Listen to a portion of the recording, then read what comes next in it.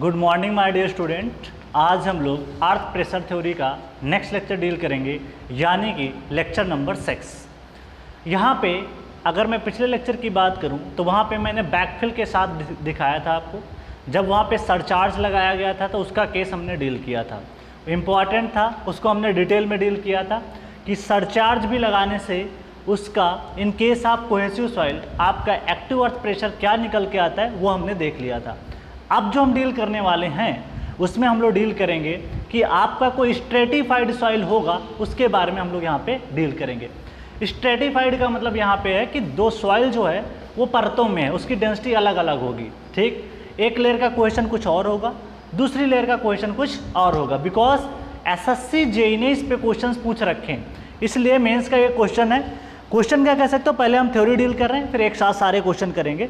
तो this next heading is, मैं deal कर रहा हूँ उस हिसाब से आप देखिएगा। बड़ा आसान है, कुछ भी ऐसा नहीं है कि आप कर नहीं पाओगे। तो सबसे पहले सपोज दैट कि हेडिंग मैं लिख रहा हूँ, दिस इज स्ट्रेटिफाइड बैकफिल, जो भी केस हो, this is case number 4, stratified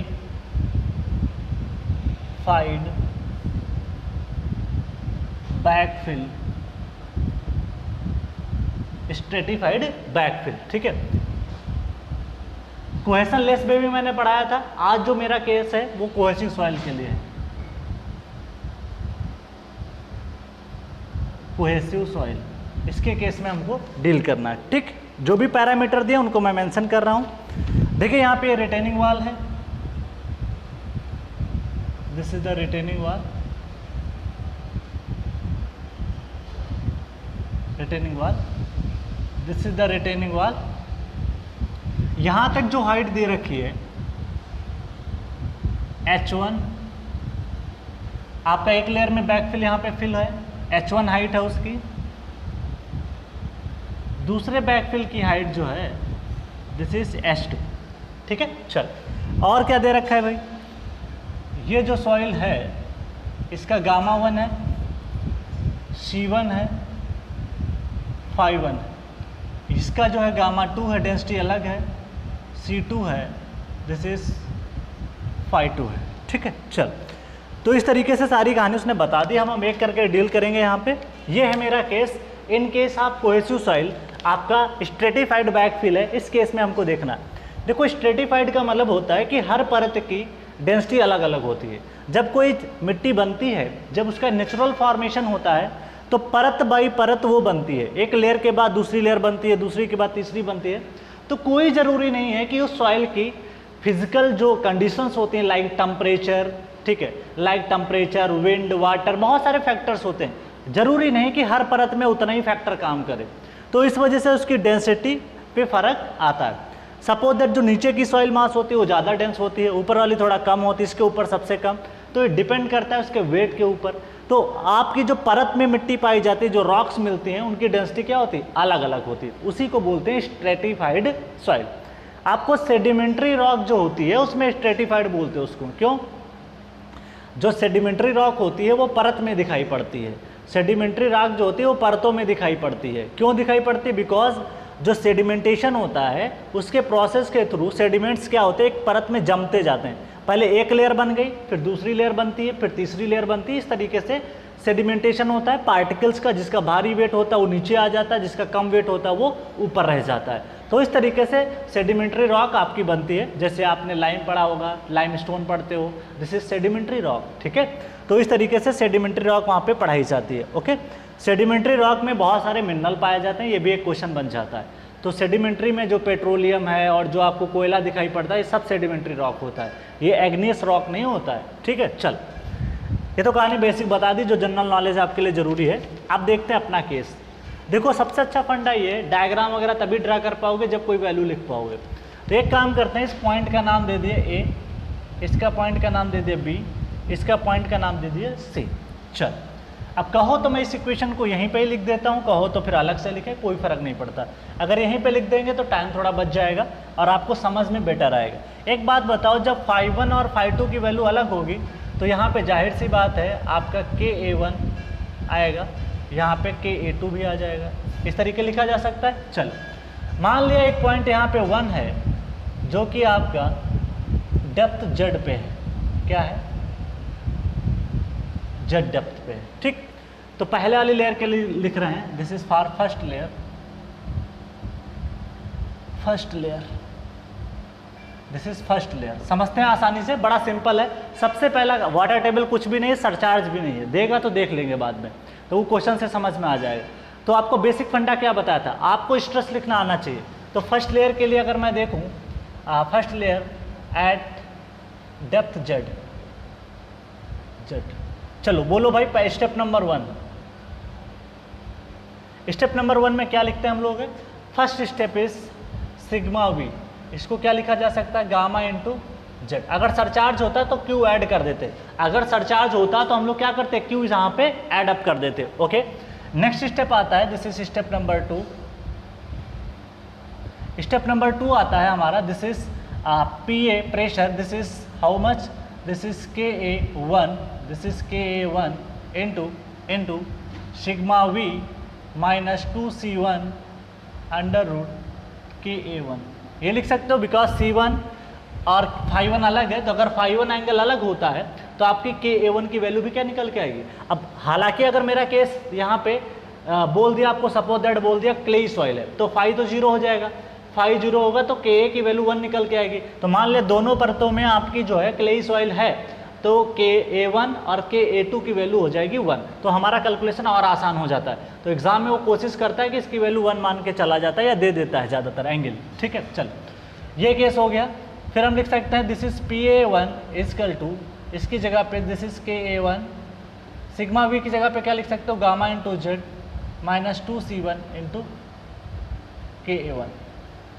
step 3 simple है भाई एकदम से, जैसे पहले पढ़ते थे सेम क्राइटेरिया यहाँ पे लग रहा है। यहाँ पे क्या चेंज आ रहा है, अगर जब आपने पढ़ा था, याद करो जब मैंने आपको पढ़ाया था कोहेशन लेस का केस, सिर्फ ये वैल्यू आई थी, ये वैल्यू वहाँ पे नहीं चल रही थी। और SSC JEE ने आपके मेंस में 2018 के पेपर में आप उठा के देख लीजिएगा, सेम कॉन्सेप्ट पे क्वेश्चन 20 नंबर का निकाल के दिया है। तो अगर आप इस लेवल तक नहीं पढ़ोगे तो फिर चीज़ें अचीव नहीं कर पाओगे, इसलिए आपको उस लेवल तक जाना पड़ेगा जिस लेवल तक एग्जाम में पूछा जाता है। इसीलिए मैं उस लेवल तक आपको लेके जाता हूं, ताकि भैया आपको पेपर टफ ना लगे कि पता चला भैया क्वेश्चन बहुत टफ लग रहा है। इसलिए जिस लेवल तक मैं पढ़ा रहा हूँ आप देखिएगा कि आपको एग्जाम में उस लेवल तक क्वेश्चन आराम से क्रैक करके आ जाओगे। स्टेप 3 में है, अगर मैं एट ए जेड बराबर क्या लिख सकते हो, 0। अगर जेड 0 लिखोगे तो बताओ PA की वैल्यू क्या लिख पाओगे, this is PA, this is यहाँ पे 0, this is KA1 into gamma into 0 minus 2C1 under root KA1, ये लिखा जा सकता है। That's clear. चल देखो इसकी वैल्यू क्या निकल के आ गई, this is PA1 equal to how much, minus 2C1, this is KA1। That's clear. तो ये वैल्यू आप गए। चलो ये तो प्लॉट बाद में करेंगे। अब देखो आ जाओ एट बी पे आ जाओ, इसकी वैल्यू क्या लिखोगे जेड की, H1, बिकॉज हम लोग इस पॉइंट पे पहुंच चुके हैं, दिस पॉइंट। तो यहाँ पे आप देख सकते हो कि जेड कहाँ तक स्टैंड होगा, बी पॉइंट पे जेड बराबर क्या है, दिस इज H1। तो इसको आप पुट करोगे यहाँ पे लिख सकते हो, this is PA, this is KA1 gamma, this is H1 minus 2C1, this is KA1। Put कर सकते कि नहीं पुट कर सकते, बिल्कुल पुट कर सकते हैं, सिंपल इक्वेशन निकल गई। अब एक चीज़ बताओ, यहाँ पे इसको प्लॉट भी कर सकते हैं बट अभी नहीं प्लॉट करेंगे, अभी एक काम करते हैं कि इसको सबको हम लोग लिख लेते हैं। तो ये पहली लेयर के लिए पूरी कहानी मैंने बता दी। चलो अब आप यहाँ से उसका टेंशन क्रैक अगर बोला है, अकर किया है कि नहीं किया है, जेडसी भी निकाल सकते हो, सारे फार्मूले आप निकाल सकते हो, ठीक है। चलो अब जहाँ पे भी आपको टेंशन क्रैक बोल दे कि भैया आकर हो गया, तुरंत क्या करना, जेडसी की वैल्यू निकाल लेना। तो जेडसी की वैल्यू कैसे निकालते हैं, बस एक काम करना, जहाँ पे H लिखा हो वहाँ पे जेडसी कर देना H1 की जगह पे, और एक्टिव अर्थ प्रेशर जो भी लगा हुआ है इसको 0 पुट कर देना। आपको पता चल जाएगा कि किस डेप्थ पे आपका एक्टिव अर्थ प्रेशर 0 आता है। तो दैट्स क्लियर। मैं आप बात करता हूँ, this is layer number 2, this is layer number 2, क्योंकि इस कहानी से मेरा डायग्राम ड्रा हो जाएगा। लेयर नंबर 2, तो दिस इज लेयर नंबर 2। आप आइए यहाँ डायग्राम में देखिए, मेरे साथ फोकस करिए, यहाँ पे ध्यान दीजिए। इस बार मैं जेड को यहाँ से जेड को मान रहा हूँ, दिस इज जेड, ओके। ऊपर से क्यों नहीं माना, बिकॉज मेरा कैलकुलेशन लेंदी हो जाएगा, मेरी लिमिट्स लेंदी हो जाएंगी, टाइम बचाना है, इस वजह से जेड को यहीं से मानेंगे, ओके। चल जेड यहाँ से मानोगे तो आप बताओ, आपको लिखना है, पहला स्टेप है आपको वर्टिकल स्ट्रेस लिखना होता है। वर्टिकल स्ट्रेस अगर आपको लिखना होगा तो आप क्या करोगे, इस सॉइल मास का बर्डन, देखिए हमें इस लेयर पे चाहिए, तो क्या करोगे, ये जो सॉइल मास है इसका बर्डन और इस वाली लेयर का बर्डन आपको लिखना पड़ेगा। तो बताओ ऊपर का बर्डन क्या आ जाएगा, गामा 1 इंटू H1। तो this is sigma V equal to, this is sigma V equal to, this is sigma V equal to gamma 1 H1 plus this is gamma 2 into Z. ये लिखा जा सकता है। This is step number 1। Step number 2 पे अगर मैं बात करूं, this is step 2, this is step 1, this is step number, this is PA, this is KA2, this is KA2 sigma V minus 2C2 KA2, ये लिखोगे आप, ओके क्योंकि अब हम लोग जो इंटर कर चुके हैं वो ये वाली लेयर में इंटर कर चुके हैं, तो इसका गामा लिखोगे किस लेयर के लिए, इतना। अच्छा, C2 की वैल्यू लिखोगे, जब आपका C का टर्म आएगा तो इस चीज़ का विशेष ध्यान रखना, ओके। चलो वैल्यू पुट करते हैं, दिस इज KA2 तो ऐसे ही रखना है आपको। सिग्मा V की जगह पे क्या लिखोगे, this is how much, this is लिख सकते हो gamma 1 H1 plus gamma 2 Z minus 2C2, this is KA2, simple, okay. चलो अब एक काम करते हैं, आप पुट करो Z इजकल टू 0, तो पॉइंट B पे यहीं पे देख लगते हो, इसको अगर मैं 0 पुट कर दूं तो क्या निकल के आएगा। इंटरफेस पे बात करने जा रहे हैं, तो एट इंटरफेस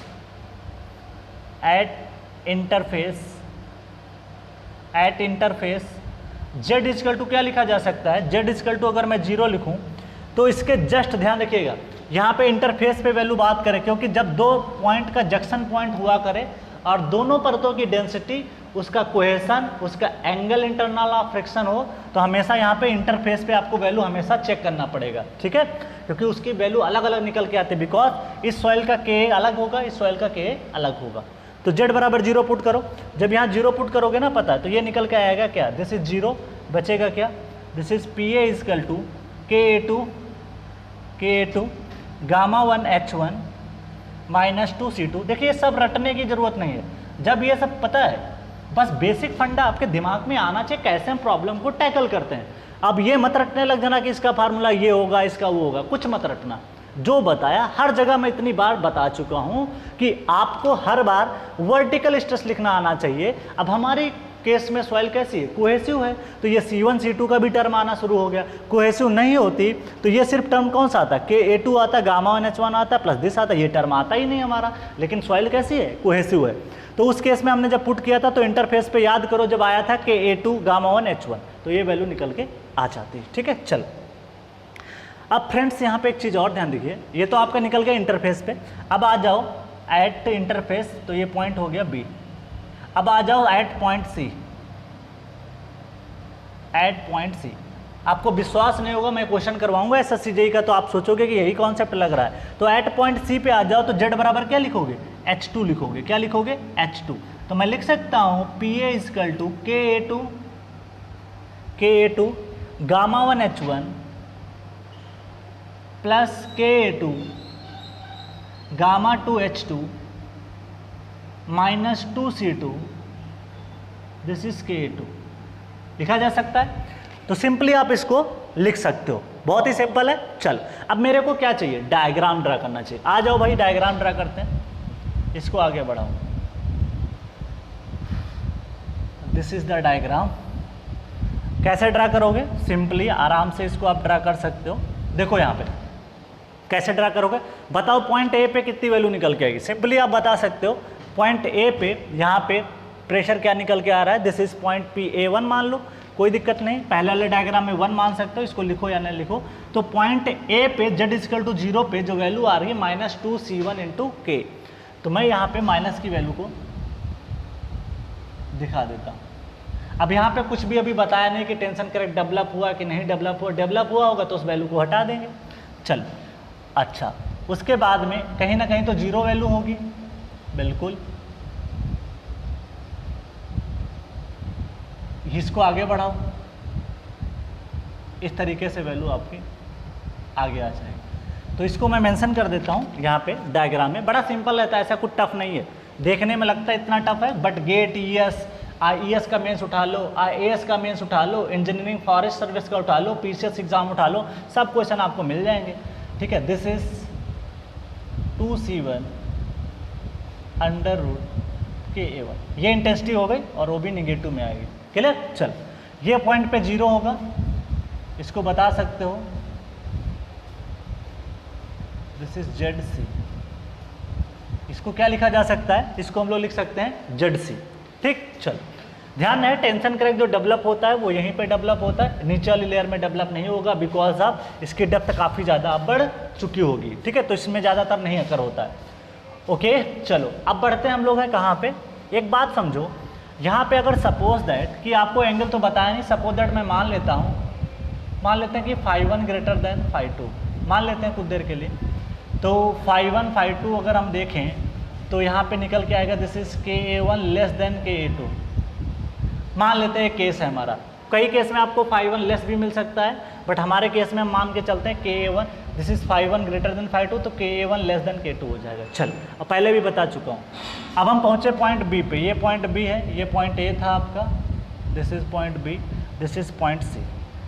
मेरे को पॉइंट B पे चाहिए इंटेंसिटी, बोलो कितनी आई? पॉइंट B पे इंटेंसिटी आई है KA1, ऊपर लिखता हूँ ताकि बेटर समझ में आएगा। This is KA1 gamma 1 H1 minus 2C1 KA1। ये इंटेंसिटी इसकी मैंने यहाँ तक लिख दी। चलो अगले स्टेज में आते हैं, इंटरफेस पे बात करते हैं। इंटरफेस पे आप बताइएगा क्या हालत है। देखो यहाँ पे भाई KA2 gamma 1 H1 minus 2C2 KA2 मैंने यहाँ पे लिखा। अब मेरे को यहाँ पे पता कैसे होगा कि कौन सी वैल्यू ज़्यादा है कौन सी वैल्यू कम है? ये आपको पता चलेगा जब आप वैल्यू पुटअप करोगे। मान ले, देखो ऐसा नहीं पता चलता है। सपोज दैट ये वैल्यू निकाल के लाए, सपोज दैट एग्जांपल के थ्रू समझना, सपोज दैट ये वैल्यू आ गई आपकी 40 किलो न्यूटन पर मीटर स्क्वायर। सपोज दैट, समझाने के लिए कर रहा हूँ, बाकी कुछ भी नहीं, क्वेश्चन में एक्चुअल समझ में आ जाएगा आपको। मान लेते हैं इसकी वैल्यू सॉल्व करने पे, क्योंकि देखिए अभी इसमें क्या हो रहा है, इस पॉइंट पे आप देखोगे इंटरफेस पे KA2 तो आ रहा है, KA2 की वैल्यू ज़्यादा है, कोई दिक्कत नहीं, गामा 1 H1 है वो भी यहाँ पे लिखा गया है। लेकिन मुझे ये नहीं पता कि अभी C1 वैल्यू ज़्यादा है कि C2 वैल्यू ज़्यादा है। तो C2 ज़्यादा है, क्या ज़्यादा, इससे कन्फर्म नहीं है, तो आप लिख नहीं सकते कि कितनी वैल्यू आएगी। तो हम इसको मान के चल रहे हैं कि ये वैल्यू सपोज दैट कि आपकी 30 आ गई। कितनी आ गई? 30 किलो न्यूटन पर मीटर सॉल्व करने पर। ये ज़्यादा भी हो सकती है, कम भी हो सकती है, बट हम मान के चल रहे हैं कम निकल के आई। अब एक्चुअल तो ये क्वेश्चन में डेटा जब कैलकुलेटर में पुट करोगे तभी पता चल पाएगा। चलो, जब कम आएगी तो इंटरफेस पे वैल्यू आपको कम दिखानी पड़ेगी, ये पॉइंट आपका आ जाएगा। तो सपोज दैट एग्जांपल के लिए 40 किलो न्यूटन आ गई, बस समझने के लिए बता रहा हूँ, बाकी इसको लिखने की ज़रूरत नहीं है, बस समझाने के लिए। उसके बाद इसके इंटरफेस पे देखा, इसी इंटरफेस पे पॉइंट B पे देखा, उसकी वैल्यू निकल के आई 30। ये ज़्यादा भी हो सकती थी, ये डायग्राम आपका इधर भी जा सकता है, ये वैल्यू आगे भी जा सकती है, बट हम अपना केस समझ के ले रहे हैं कि हमारा वैल्यू कम आया है। ठीक, अच्छा अगले पॉइंट पे आ जाओ। फिर आगे क्या हुआ? फिर देखो आगे केस में हमारा वैल्यू और एडअप हुआ है, KA2 gamma 1 H1 plus KA2 into something करके आ गया।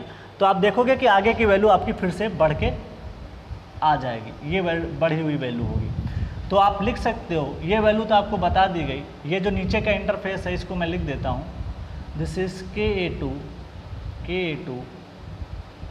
Gamma 1 H1 minus 2, this is minus 2, this is minus 2 C2, this is K।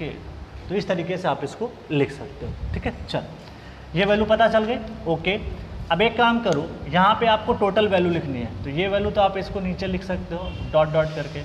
ये तो इंटेंसिटी जितनी यहाँ पे उतनी यहाँ पे आ जाएगी। ये जो एडअप हुआ है, ये एडअप हुआ है, दिस इज, मैं सारी वैल्यू लिख दे रहा हूँ यहाँ पे, this value is add up KA2 gamma 2 H2।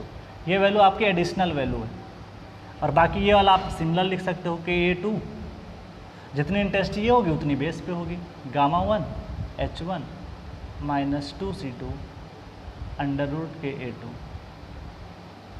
ये वैल्यू आप इसको लिख सकते हो। ठीक है, तो ये हो गया। आप कुछ मत करना, आपको एग्ज़ाम में बोलेगा कि आपको टोटल प्रेशर चाहिए। क्या चाहिए? टोटल प्रेशर चाहिए। टोटल प्रेशर कैसे निकालोगे? दो डायग्राम बने। अब आपको एग्जाम में ये तो बता ही देगा कि इसमें टेंशन क्रैक डेवलप हुआ कि नहीं डेवलप हुआ। वो बता देगा। मान ले डेवलप हो गया तो इतना डायग्राम में यहाँ पे डॉट डॉट करके टेंशन क्रैक डेवलप हुआ तो इसको हटा देना, बचे हुए का एरिया निकाल लेना आराम से। ये 0 होगा, इसकी इंटेंसिटी बेस पे पता है, ट्रायंगुलर डायग्राम बनेगा तो इसका प्रेशर निकाल सकते हैं आराम से, ठीक है। तो इस तरीके से ध्यान रखिए। अगर टेंशन क्रैक यहाँ पे आपका डेवलप नहीं हुआ होगा तो ये ZC आया, यहाँ पे भी प्लस का, ये नीचे की तरफ ZC आएगा, ये वैल्यू आपकी 2C+1 में आ जाएगी, प्लस 2C1 √K। तो ये वैल्यू हटा देना, ये वैल्यू नेट प्रेशर यहाँ तक 0 आता है, बचे हुए का एरिया निकाल लेना 1/2, ट्रेपोजाइडल बन जाएगा, एक ये बेस बन जाएगा और एक ये। तो क्वेश्चन में करेंगे बट इसको बार बार लिखने का कोई मतलब नहीं है, कहो तो भाई लिख सकते हैं। दूसरा PA2 यहाँ पे आपका लग जाएगा, suppose that this is PA2, इसको मान लेते हैं this is PA1, this is PA1 मान लेते हैं, सबका रिजल्टेंट आप निकाल सकते हो। PA2 कैसे निकालोगे, सपोज दैट इसका साइड मान लेते हैं दिस इज A है और इसका साइड मान लेते हैं B है, तो इसका एरिया निकाल सकते हो PA2 = A plus B divide by 2, trapezoidal का है इनटू H2 × 1। A प्लस की वैल्यू आपकी कुछ ना कुछ न्यूमेरिकल वैल्यू निकल के आ जाएगी, इसको पुट कर देना, सारा निकाल लोगे तो आपको एक्टिव अर्थ प्रेशर मिल जाएगा इस वाले डायग्राम में। इस वाले में डिपेंड करेगा कि आपका टेंशन क्रैक डेवलप है कि नहीं है। अगर टेंशन क्रैक आपका डेवलप होगा कि नहीं होगा, इस चीज़ को मैं लिख देता हूँ। इफ टेंशन क्रैक डेवलप होगा तो क्या होगा, ध्यान दीजिएगा। टेंशन क्रैक डेवलप होगा तो PA1 की वैल्यू अगर आ जाएगी तो 1/2, this is how much, base पे प्रेशर आपको लिखा हुआ है KA1 Γ1 H1 - 2C1 √K, ये तो प्रेशर हो जाएगा इंटेंसिटी बेस पे। ये ट्रायंगुलर डायग्राम बनेगा। टेंशन क्रैक डेवलप होता है तो आप देख सकते हो ऊपर की वैल्यू हट जाती है, सिर्फ जो काम करता है वो ये वाला डायग्राम काम करेगा, ठीक है, क्योंकि वहाँ पे टेंशन डेवलप की होने की वजह से वो आपका एक्टिव अर्थ प्रेशर जनरेट नहीं कर पाता, क्योंकि क्रैक डेवलप हो जाते हैं। तो ये जो बची हाइट होगी वो H- क्या हो जाएगी, ZC। तो इस तरीके से आप निकाल सकते हो, ठीक है। तो H- ZC × 1, तो इस तरीके से आप सिंपली निकाल सकते हो। दूसरा केस लिख देता हूँ, दूसरा इसी में बन के आ जाएगा।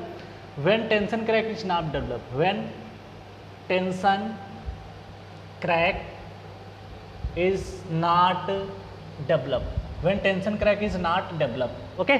जब टेंशन क्रैक डेवलप नहीं होगा तो आप क्या लिख सकते हो, दिस इज PA1, फर्दर मैं लिख रहा हूँ this is PA1 1/2, this is how much, base pressure intensity K1 Γ1 H1 - 2C1 √KA1, ठीक है, इसको लिखा जा सकता है, ओके। अच्छा, अब देखो जब यहाँ पे डेवलप हो जाता है, जब टेंशन क्रैक यहाँ पे डेवलप नहीं होता है तो बची हाइट आपकी बचती है H- 2 टाइम ZC, इसको लिख सकते हो, क्योंकि ये भी आपका निकल के आता है this is also ZC। Similar triangle से ये माइनस ये प्लस, तो ये प्लस का निकल के आता है प्लस 2C1 √KA1। अब आपको साइड्स पता है, सब कुछ पता है, आप निकाल सकते हो। तो ट्रेपोजाइडल का एरिया लगाना पड़ेगा, दिस इज बेस हो गया जो कि KA1 Γ1 H1 - 2C1 √ दिया हुआ है। ऊपर की इंटेंसिटी जहाँ पे मैंने P1 दिखाया हुआ था, तो PA1 अब यहाँ पे काम करेगा, दूसरा वाला जो PA1 दिखा रहा हूँ। ये पहला वाला PA1 तब दिखाया गया है जब आपका टेंशन क्रैक क्या हुआ, डेवलप हुआ है। दूसरा वाला PA1 तब दिखाया गया जब टेंशन क्रैक डेवलप नहीं हुआ। तो यहाँ पे लिखोगे प्लस का क्या लिखोगे, 2C1 √KA1, ये लिख सकते हो इनटू H- 2 टाइम ZC, ठीक है, ओके। ये 1/2 डिवाइड कर रखा है तो कैंसिल आउट हो जाएगा। तो सिंपली आप निकाल सकते हो क्या, 1/2 KA1 Γ1 KA1 Γ1 H1 ब्रैकेट में H- 2 ZC। इतने केस आपको करा दिया हूँ कि कहीं से भी क्वेश्चन आएगा तो आप कर ले जाओगे, ठीक है, और क्वेश्चन भी करेंगे तो और मजा आएगा। तो इस तरीके से आप देख सकते हो कि इस प्रॉब्लम को टैकल किया जा सकता है। अब टोटल प्रेशर अगर आपको लिखना है तो क्या लिखोगे, this is P total active earth pressure, this is PA1 + PA2 simply. अब कोई एक PA1 लोगे आप, ऐसा नहीं, जब टेंशन क्रैक डेवलप हुआ होगा तो ये वाला PA1 यहाँ जोड़ दोगे, PA2 सेम रहेगा, PA2 में कोई चेंज नहीं रहेगा। जब tension crack is not develop तब आपको ये PA1 लिख के यहाँ पे ऐड कर देना प्लस PA2, ये रिजल्टेंट प्रेशर हो जाता है। तो इसमें आपका सिर्फ ज़्यादातर वो रिजल्टेंट पूछता है, सेंट्रॉइड नहीं पूछता है, ठीक है। अब सेंट्रॉइड पूछेगा तो क्वेश्चन में चेक कर लेंगे, कोई प्रॉब्लम नहीं है, ठीक है। सेंट्रॉइड कैसे निकलता है, PA1 × Z1 + PA2 × Z2 divide by total pressure, simply निकाल लेंगे, बट इतना ज़्यादा यहाँ लिखने की ज़रूरत नहीं है। तो पहले प्लीज़ आप इसको लिख लो क्योंकि ये बहुत बढ़िया केस है। क्योंकि इस पे एसएससी जेईई ने पूछा है, और ना पूछा होता तो फिर एक बार देखते कि भैया कराएं कि ना कराएं। बट एसएससी जेईई हो, सिविल सर्विसेज हो, आईईएस का पेपर हो, पेपर उठा के देख लेना एक बार अच्छे से, आपको समझ में आ जाएगा कि ये पूछा जाता है कि नहीं पूछा जाता है। आपको खुद आइडिया लग जाएगा कि सर ने जो पढ़ा है यार वहीं से सारे क्वेश्चन आ रहे हैं। तो इसलिए मैं उतना लेवल आपको डिस्कस कर दूंगा कि आपको दिक्कत ना आए। ओके, पहले आप इसको लिखें फिर आगे बढ़ते हैं। एक्टिव की कहानी तो खत्म हो गई, अब हम लोग पैसिव का एक केस और कर लेते हैं बस। चल कॉपी दिस, फिर हम लोग आगे बढ़ते हैं। नेक्स्ट केस हम लोग डील करेंगे, पैसिव का केस होगा।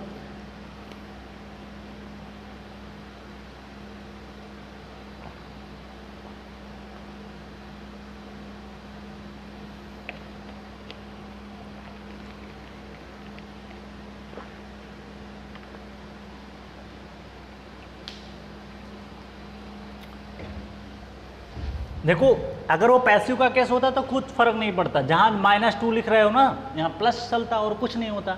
तो एक केस पैसिव का बता देते हैं, उससे सारे केस पे अप्लाई कर सकते हो। तो ऐसा नहीं कि हर जगह पैसिव अप्लाई करना है। कॉन्सेप्ट बेसिक फंडा क्लियर करो, बाकी वो प्रॉब्लम कुछ भी पूछेगा। क्वेश्चन पढ़ते समय 2-4 बातों का ध्यान रखना। क्या? एक तो क्वेश्चन अच्छे से पढ़ो ना, और उसको ये देख लेना कि वो एक्टिव पूछा है, पैसिव पूछा है या रेस्ट पूछा है। हर बार चेक करना है, आदत में बसा लो, ताकि जब भी क्वेश्चन आए तो आपको पता हो जाए कम से कम कि वो एक्टिव का केस है, पैसिव का केस है या कैसा रेस्ट कंडीशन है। क्योंकि अक्सर एग्जाम में अगर आपने गलती कर दी, क्योंकि केपी और के0 में यही तो गलती होती है। अगर आपने वैल्यू कोफिशिएंट चेंज कर दिया, सपोज दैट कि आप ये वैल्यू 1/2 लिख दिया और आना था 1/3, आंसर गया आपका, तो आपको नंबर कट जाएंगे इसमें। ठीक है, तो इसलिए ध्यान रखिएगा, और ऐसा स्टूडेंट से गलती होती है। इसलिए मैं जब भी प्रॉब्लम कराऊंगा तो एक्टिव का केस भी बता दिया करूंगा, पैसिव का भी बता दूंगा, सारे केस करा दूंगा। ठीक है, तो उसकी टेंशन लेने की ज़रूरत नहीं। ठीक है, चल अब पैसिव का केस कर लेते हैं एक केस, उसके बाद में आते हैं कूलाम थ्योरी पे आते हैं। एक्चुअली टॉपिक तो बड़ा है इसलिए, लेकिन हम डिटेल में डील कर रहे हैं, कहीं भी कोई चीज़ मिस नहीं कर रहे हैं। जितना हो सकता है उतना पॉसिबल मेरे लिए, उतना मैं डिटेल में डील कर रहा हूँ।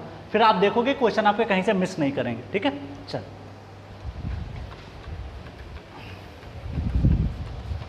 अब चलते हैं पैसिव का केस देख लेते हैं। ज़्यादा पैसिव बड़ा आसान है, कोई प्रॉब्लम नहीं है। चल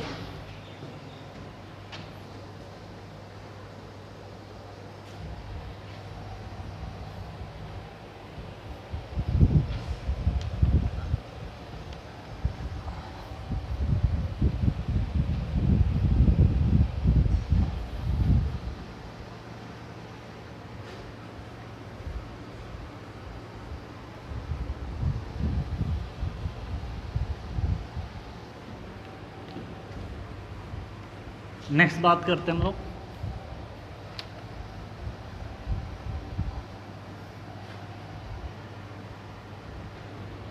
पैसिव का केस पढ़ते हैं, उसके बाद कूलाम थ्योरी को डील करते हैं सीधे।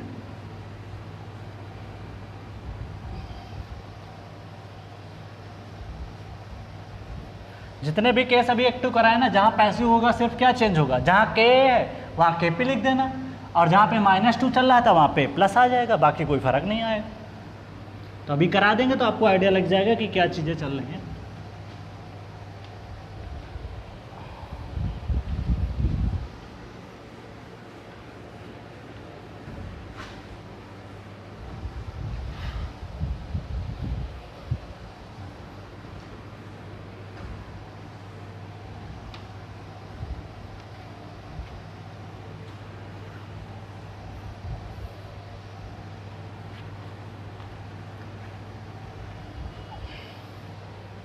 ओके, चल हमारा केस है पैसिव अर्थ प्रेशर के बारे में। एक केस कर लेते हैं, वही केस हर जगह अप्लाई हो जाएगा, तो उसको बार बार करने की ज़रूरत नहीं है।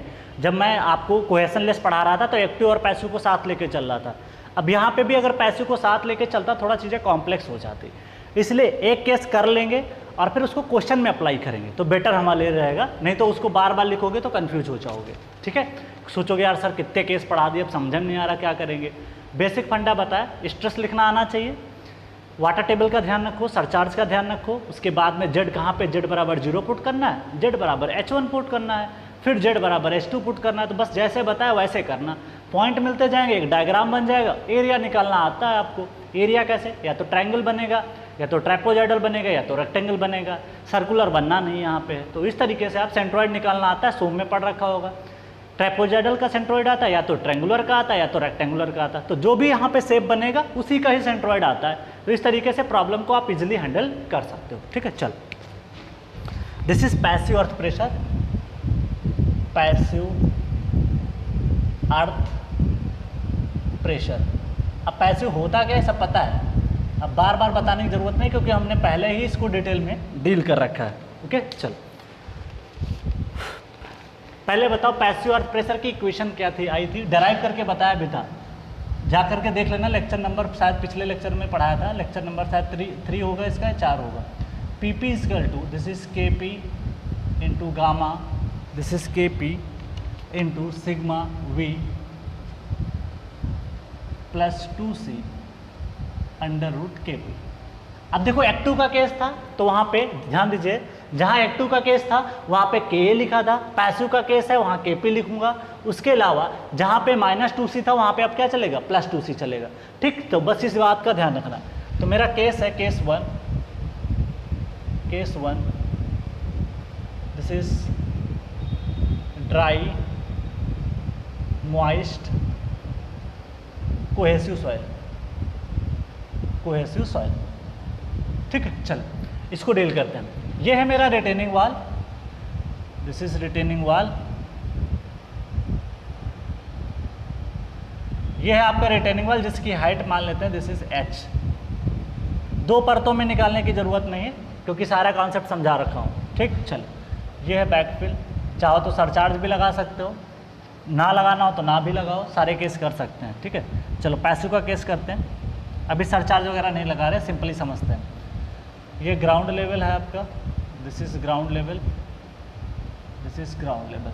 ठीक, this is the ground level. Okay, चल, क्या करते हैं, एक पॉइंट A माना, एक पॉइंट B माना, और जेड डेप्थ पे हमने इस पॉइंट को कंसीडर कर लिया। सॉइल का गामा है, दिस इज गामा, और इसका वैल्यू जो है KP। ओके, चल लिखते हैं। पहला स्टेप 1 क्या लिखना चाहिए स्टेप 1 में, दिस इज सिग्मा वर्टिकल, क्या आएगा, जेड डेप्थ पे आएगा गामा इंटू जेड।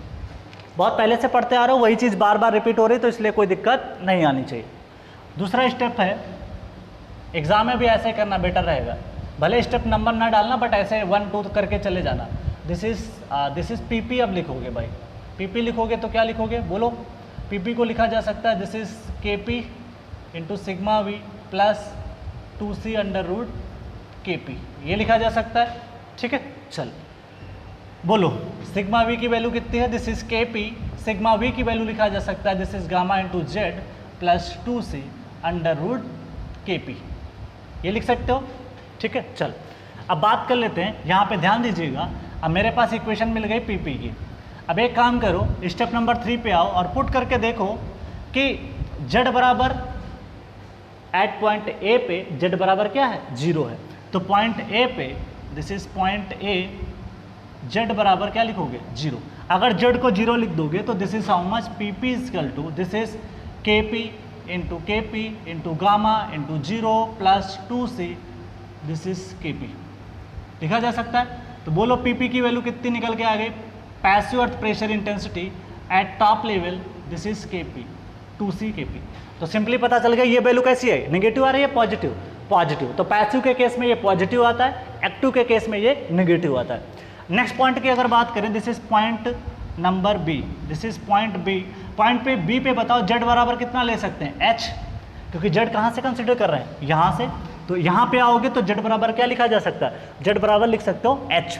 तो बताओ क्या लिखा जा सकता है, this is PP equal to this is KP into gamma h plus 2C under root KP। तो ये इंटेंसिटी आ गई बेस पे। चल अब एक काम करते हैं, पहले डायग्राम ड्रा कर लेते हैं, फिर इसका आप सारा डायग्राम यहाँ पे निकालते हैं। ठीक है, मतलब सारा एक्टिव अर्थ प्रेशर कितना निकल के आ रहा है, सॉरी पैसिव अर्थ प्रेशर कितना निकल के आ रहा है, वो रिजल्टेंट बात करेंगे। तो आ जाओ इस पॉइंट पे आओ, बताओ एक पॉइंट पे है, दिस इज, ये लाइन खींच दिया मैंने, दिस इज लाइन। इस पॉइंट पे इंटेंसिटी कितनी है, 2C अंडर रूट KP। तो फिर इसको लिख जा सकते हैं हम लोग हैं, दिस इज टॉप पे कितनी इंटेंसिटी है, तो दिस इज टॉप पे। दोनों डायग्राम अलग अलग भी बना सकते हो और मर्ज करके भी बना सकते हो। मैं अलग अलग बना के दिखा देता हूँ। ऊपर भी है 2C Kp है और नीचे भी कितना आया, देखो नीचे वाले डायग्राम में भी देख सकते हो जो टर्म ऐड होके आया वो 2C Kp का आया। तो इसको एक साथ लिखा जा सकता है, दिस इज 2C √Kp। ठीक, अच्छा उसके बाद आप एक चीज़ और बताओ। देखिए जितना जल्दी आसानी से क्वेश्चन निकल सकता मैं उतना कोशिश करूंगा कि जल्दी से जल्दी प्रॉब्लम आपका निकल जाए। तो ये पॉजिटिव निकल के आ गया। अच्छा उसके बाद सिर्फ बचा क्या, Kp इंटू गामा एच। तो आप इसकी इंटेंसिटी टॉप पे देखोगे, यहाँ 0, this is plus, this is Kp into gamma H. अब दोनों को मर्ज कर दो, दोनों को मर्ज करने पे क्या होगा, दोनों को जोड़ दो। ये है आपका resultant diagram, this is how much 2C। आप देखोगे वही बन जाएगा, ये डायग्राम बन गया। तो आप देख सकते हो दोनों को जोड़ दिया मैंने।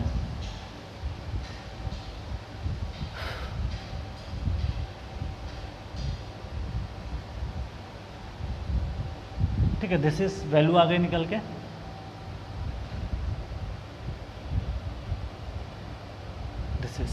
This is 2C, this is Kp gamma H. तो दोनों डायग्राम को जोड़ के बना लो। देखिए एग्जाम में आपको कोशिश करना अलग अलग मत बनाना, टाइम ज़्यादा लगता है।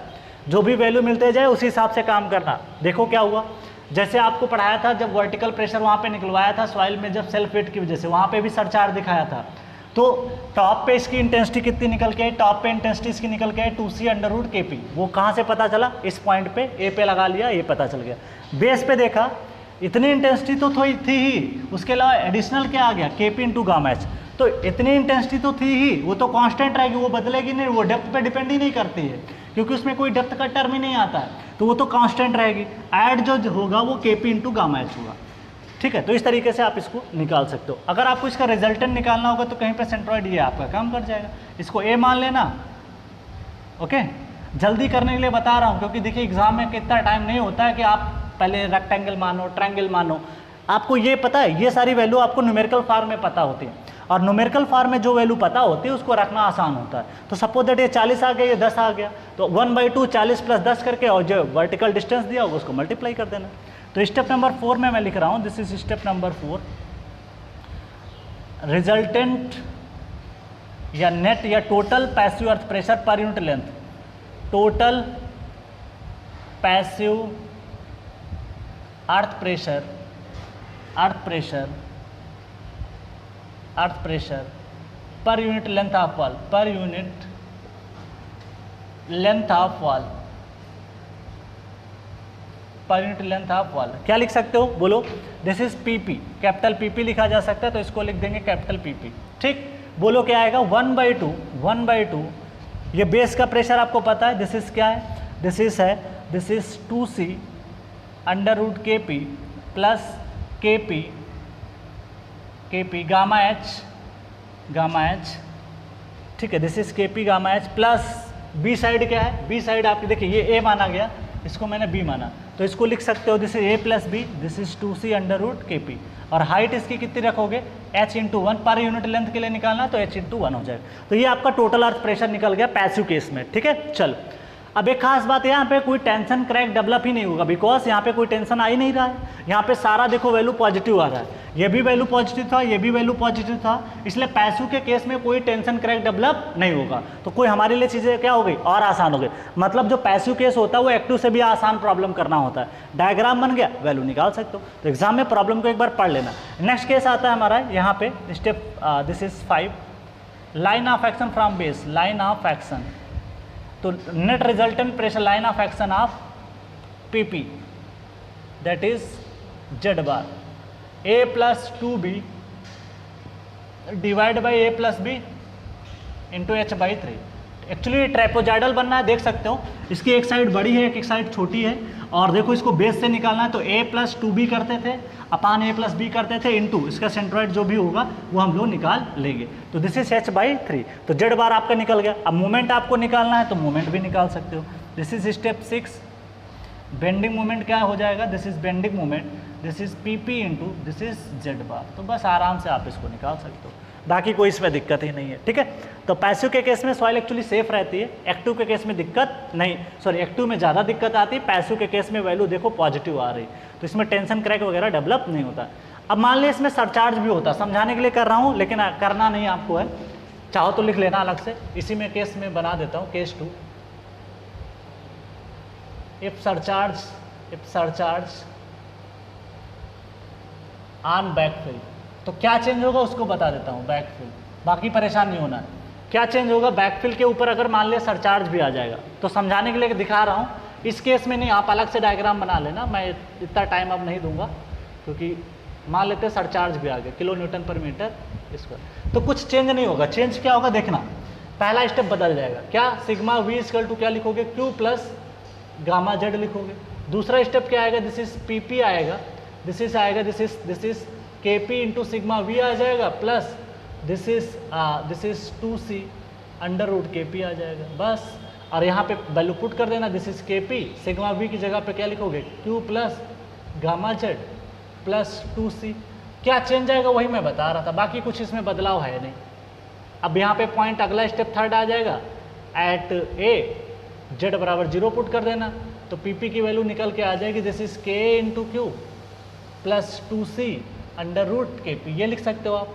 फिर एट Z बराबर अगर मेरे को B पॉइंट पे बात करना हो, B पे बात करेंगे तो Z बराबर अगर लिखेंगे तो H लिख देंगे, तो this is PP, this is PP। क्या लिखोगे यहाँ पे, जहाँ पे Z है वहाँ H पुट करो, तो KP into Q plus KP into gamma H plus 2C, this is KP। तो इस तरीके से आप इसको भी कर सकते हो। अब चेंज क्या हुआ देखो, सारी कहानी पहले वाली केस में ये भी आ रहा था, ये भी आ रहा था, ये भी आ रहा था, बदला क्या, K इंटू K। तो यहाँ पे एक डायग्राम एडिशनल और आ जाएगा, तो देखो ध्यान दीजिएगा, यहाँ पे जो डायग्राम बनेगा मैं इसको ड्रा कर देता हूँ, यहीं पे ड्रा कर देता हूँ। एक तो ये डायग्राम बनेगा आपका, ये K इंटू Q का बनेगा, ध्यान दीजिएगा, this is K into Q का बनेगा, पॉजिटिव रहेगा।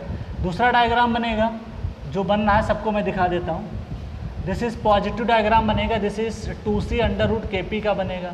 सॉरी ये K नहीं है, KP है, सॉरी वो बार बार आदत में आ जाता है ना, इस वजह से लिख जाता है। तो यहाँ पे जहाँ जहाँ लिख गया हो उसको सही कर लेना, this is KP, this is KP, this is KP, that's correct. चल, तो ये भी आ जाएगा 2C इंटू KP आ जाएगा, प्लस अगला डायग्राम देखिए सब प्लस होते जाएंगे, अगले डायग्राम में ये बन जाएगा, this is KP into gamma H, और सबको जोड़ दो, रिजल्टेंट डायग्राम जो बन के आएगा वो क्या बन के आएगा वो दिखा देता हूँ। रिजल्टेंट डायग्राम क्या बनेगा, टॉप पे ये इंटेंसिटी हो जाएगी, बॉटम पे कुछ इस तरीके से डायग्राम आपका बन के आ जाएगा। तो आप देख सकते हो डायग्राम वगैरह बनाना कोई टफ काम नहीं है, सारी वैल्यू आपको पता है, पुटअप करो। ये जो इंटेंसिटी है ये आप पुट कर सकते हो, इस डायग्राम को थोड़ा सा ये बना सकते हो, ठीक है। ये वैल्यू क्या आएगी, this is KP into Q plus plus this is 2C under root KP लिख सकते हो। सेम इंटेंसिटी बेस पे भी रहेगी। अच्छा, यहाँ पे क्या लिखोगे, this is KP into gamma H, तो KP इंटू गामा H, और बेस पे वही लिख दो K इंटू KP। बार बार देखिए होता है क्या एग्जाम में, बार बार K दिमाग में चलता रहता है, KP into Q plus 2C under root KP। तो ये बेस पे प्रेशर चला गया। अब ये ट्रेपोजाइडल बन गया, इसका रिजल्टेंट प्रेशर PP काम करेगा। बस ये वैल्यू A मान लेना, ये वैल्यू B मान लेना, और एरिया निकाल लेना। This is PP equal to 1/2 A plus B into H cross 1। तो सिंपली आप इसका भी सरचार्ज का भी केस कर सकते हो, चाहो तो कर लेना, जरूरी है क्योंकि एक बार मैंने बता दिया तो आपको टफ नहीं लगेगा। तो ये सरचार्ज की वजह से रेक्टेंगल डायग्राम बनेगा, क्योंकि सरचार्ज का एक समान प्रेशर काम करता है बेस तक। उसके बाद ये आपका कोहेशन का टर्म है और ये आपका गामा का वाला टर्म है। तो सारी कहानी मैंने यहाँ पे आपको बता दी, ठीक है। सबको जोड़ दोगे एक रिजल्टेंट डायग्राम मिल जाएगा।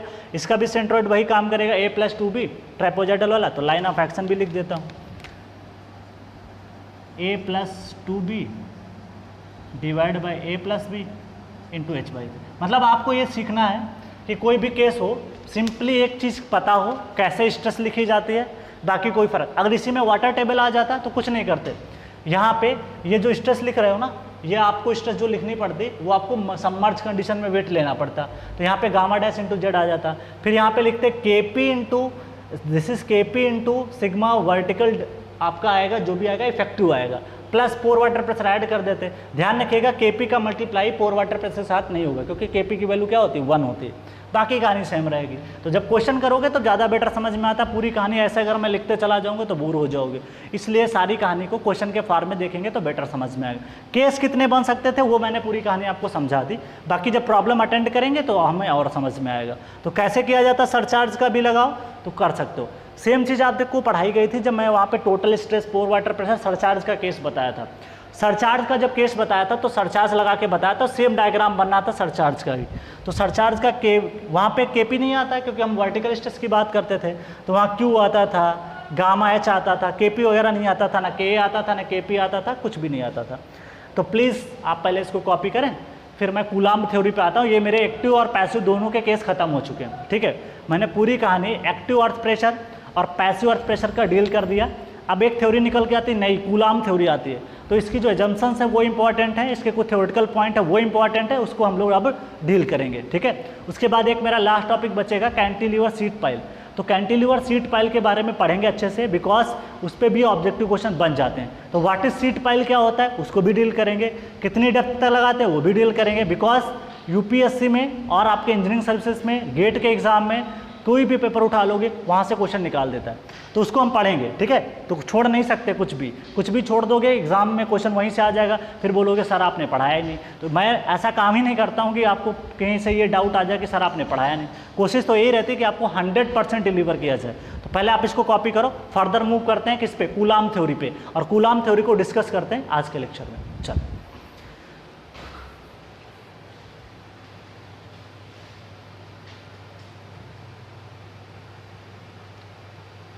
चलो नेक्स्ट पार्ट डील करते हैं। तो ये सरचार्ज वाला जो केस है प्लीज़ आप अलग से डायग्राम बना लीजिएगा, मतलब यहाँ पे ये वाले डायग्राम में सरचार्ज मत दिखाइएगा, अलग से कोशिश करिएगा, दिखा सकते हो।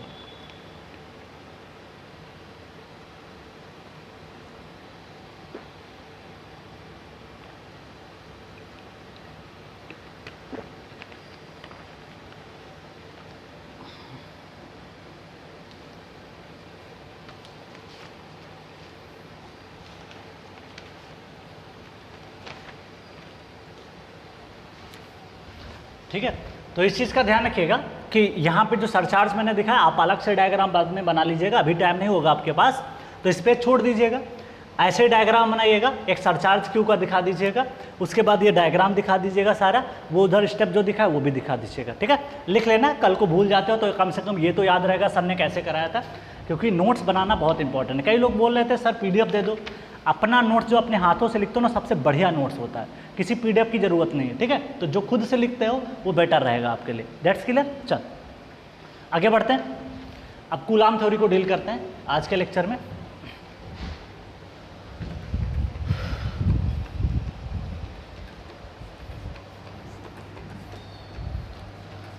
ठीक है, जब क्वेश्चन करेंगे तो देखोगे खुद ही कि आपको कॉन्फिडेंस आ जाएगा, ठीक है। अभी भले हो सकता है कि आपको थोड़ा दिक्कत हो रही हो, लेकिन जैसे ही हम लोग क्वेश्चन को अटेम्प्ट करेंगे तो आपको बहुत कॉन्फिडेंस आने वाला है, ठीक है। तो इस चीज़ का ध्यान रखिएगा।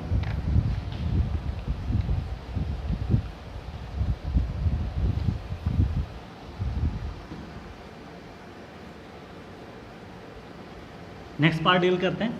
एक बार एक्टिव अर्थ प्रेशर पैसिव खत्म हो जाए सीधा फाउंडेशन पे आ जाएंगे। अगला जो टॉपिक हमारा होगा, इस टॉपिक को ख़त्म होने के बाद में फाउंडेशन पे आएंगे, और फाउंडेशन को बहुत अच्छे से पढ़ेंगे।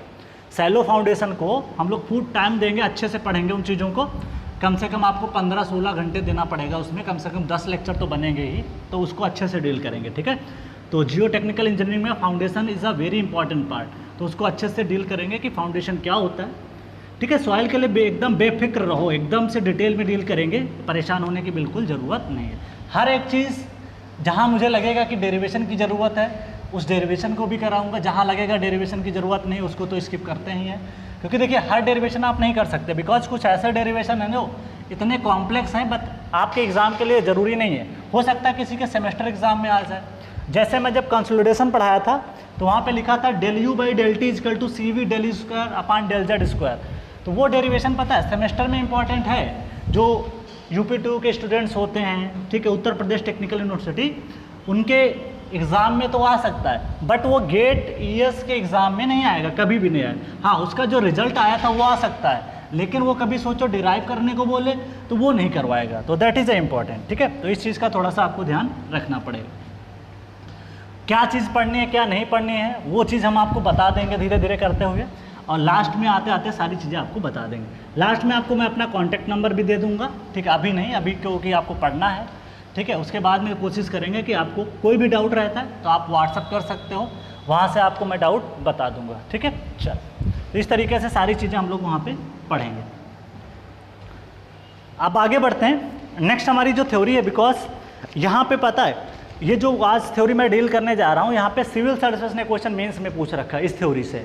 उसके अलावा आप इंजीनियरिंग सर्विसेज का पेपर उठा के देख लीजिएगा, IES का या गेट का, वहाँ पे आपको थ्योरेटिकल पॉइंट इसके एजम्पशन से पूछ लेता है, तो उसको एक बार डील कर देते हैं। पहले मैं एक बार बोर्ड पे इसको लिख देता हूँ, उसके बाद में आपको डिटेल में समझा दूंगा, ठीक है। तो पहले मैं मेंशन करता हूँ, प्लीज़ आप मेरे साथ ही राइट डाउन किया करो, क्योंकि जब मेरे को समझाना होगा तो आप कम से कम आपके पास नोट्स होगा, आप देख के उसको पढ़ सकते हो, समझ सकते हो। तो पहले आप मेरे साथ ही क्या करो, सारी चीज़ों को यहाँ पे मेंशन करो, ओके। चल, तो फर्स्ट पॉइंट ऑफ रेफरेंस यहाँ पे जो है वो मैं डील करता हूँ। This is Coulomb's wedge theory, इसका नाम दिया गया है दिस इज।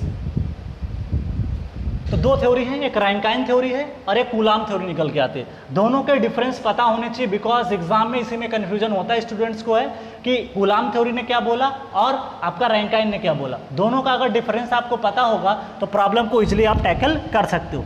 तो this is Coulomb's, this is Coulomb's, this is Coulomb's wedge theory.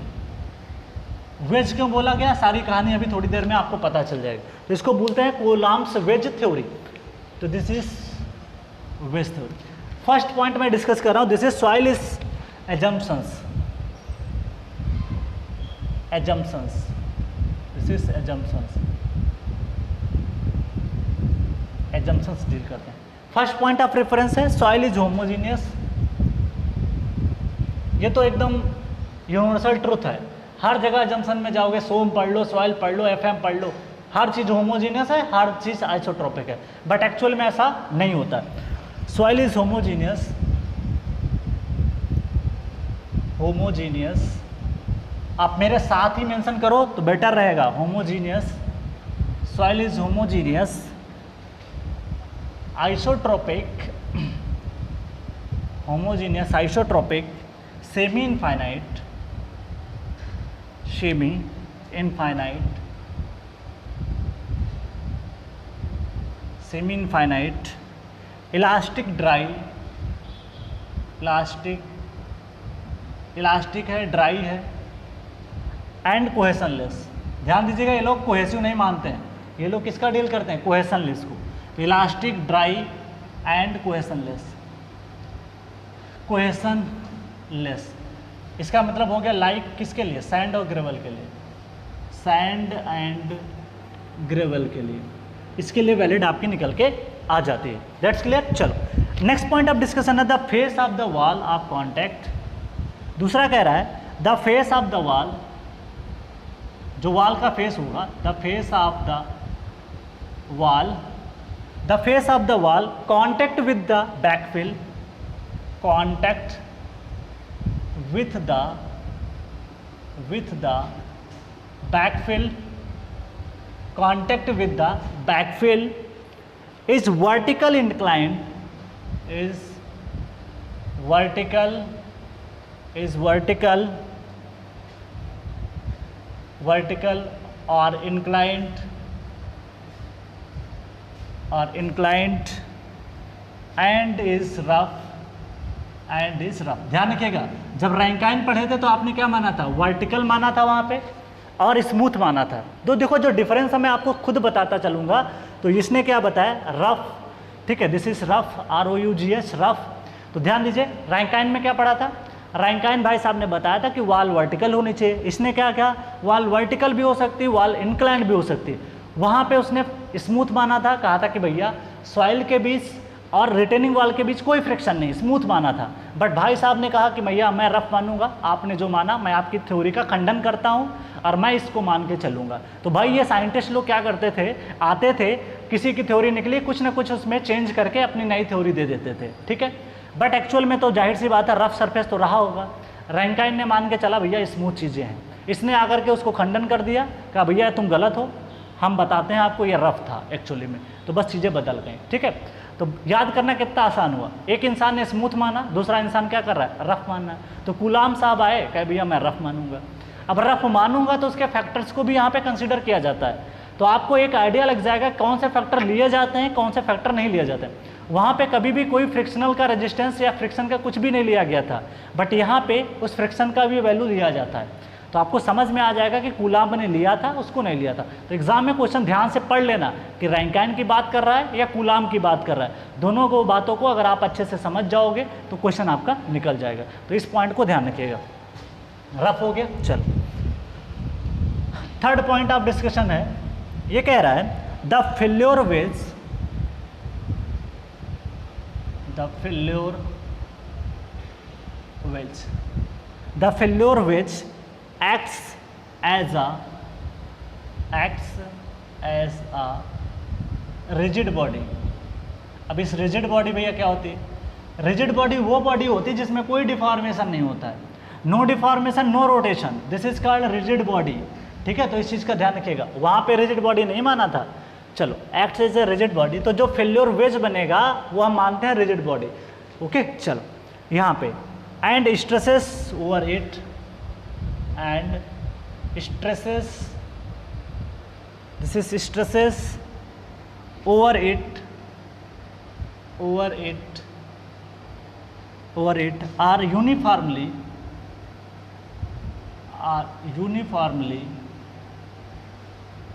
distributed,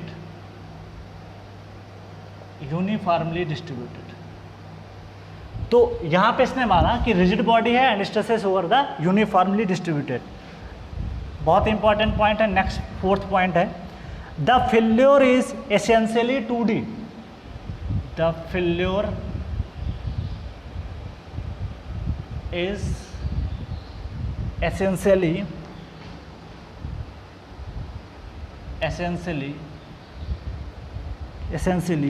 2D, two-dimensional 2D, and rupture surface is planar, and rupture surface is planar। अब ध्यान दीजिएगा वहाँ पे भी रप्चर सरफेस को प्लेनर माना था उसने, तो इस चीज़ का ध्यान रखिएगा। प्लेनर एंड पासेस थ्रू, कुछ पॉइंट ऐसे हैं जब डायग्राम बनाऊंगा तो ज़्यादा क्लियर होंगे। Passes through the heel of the wall, the heel of the wall. ये पॉइंट कब समझ में आएगा, जब मैं डायग्राम को ड्रा करूंगा तो हील से कैसे पास करता है ये भी बताऊंगा, ओके। चलो point number 5, the location and direction of resultant thrust. ये सारे पॉइंट बड़े इंपॉर्टेंट हैं। The resultant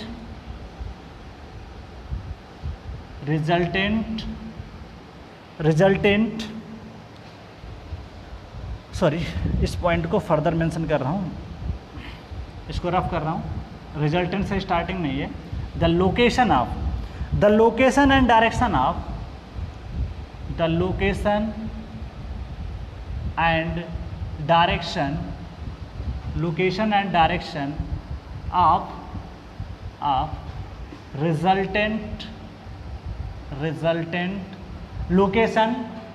resultant location and direction of resultant thrust बोल दो, धक्का लगना बोल दो, फोर्स बोल दो, एक्टिव बोल दो, पैसिव बोल दो, थ्रस्ट। इसको थ्रस्ट का मतलब यहाँ पे तो रिजल्टेंट जो थ्रस्ट निकल के आएगा, resultant thrust between wall and soil is known। ये हमें पता होता है, तो ये बात हमको पता होती है, ठीक है, is known। The point of application point of application का मतलब जहाँ पे रिजल्टेंट फोर्स काम करता है. The point of application, the point of application is taken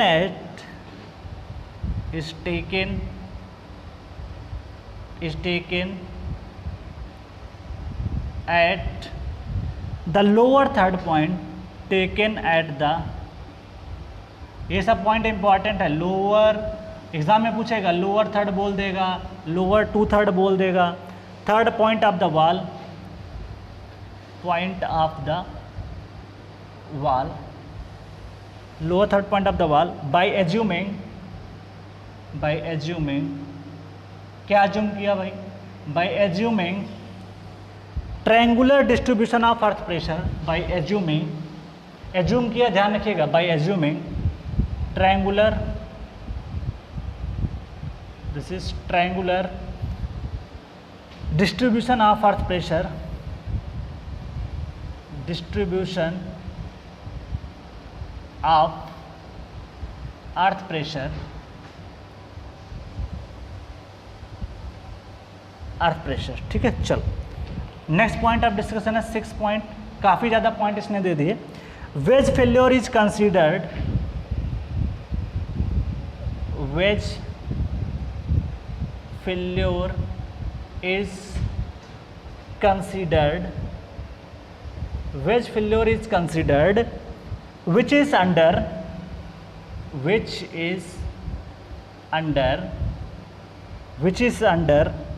equilibrium of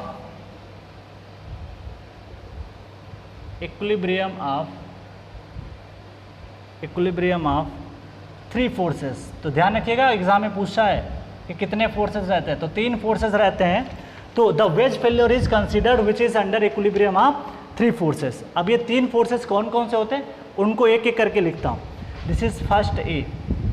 सारा बात समझा दूंगा, एक बार लिखने दो, उसके बाद एक एक पॉइंट डील करूंगा. पहला है सेल्फ वेट. पहला जो फोर्स है, जो वेज फेल्योर आपका बना, उसमें 3 अंडर इक्विलिब्रियम कंडीशन में 3 फोर्सेस आए. अब वो कौन कौन से 3 फोर्सेस होते हैं उनको एक बार मेंशन कर देता हूँ. सेल्फ वेट ऑफ वेज, कौन सी वेज, उसका नाम दे देता हूँ, दिस इज ABC. अब इसको मैं अभी लिख रहा हूँ, अभी ये डायग्राम में रिप्रेजेंट कर देता हूँ. ABC एक्ट्स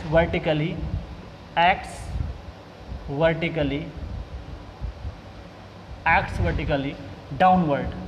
कहाँ काम करेगा? डाउनवर्ड. चलो दूसरा है फोर्स, दूसरे को मेंशन कर रहा हूँ यहीं पे, दिस इज B है the resultant reaction capital R, the resultant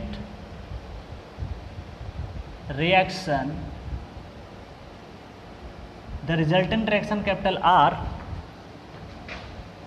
acts at downward. अब ये डायग्राम में दिखाऊंगा, सब क्लियर हो जाएगा. at downward angle of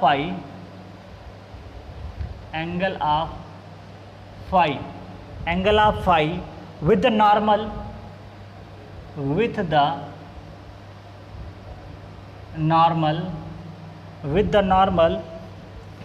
to slip plane, with the normal to the slip plane. अब स्लिप प्लेन क्या होता है तो इसको देखते हैं. स्लिप प्लेन का मतलब यहाँ पे फेल्योर प्लेन है. तो resultant reaction are act downward angle of phi with the normal to slip plane. अब ब्रैकेट में लिख देता हूँ, स्लिप प्लेन को भी बोलते हैं, this is failure plane,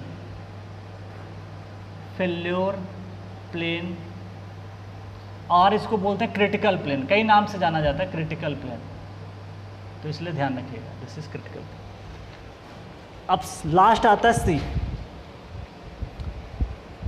the resultant thrust.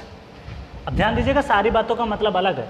एक बार सेल्फ वेट काम कर रहा है, दूसरा रिजल्टेंट रिएक्शन काम कर रहा है, दोनों में अंतर है. तो रिजल्टेंट रिएक्शन अलग है, सेल्फ वेट अलग है, और लास्ट वाला अलग है रिजल्टेंट थ्रस्ट.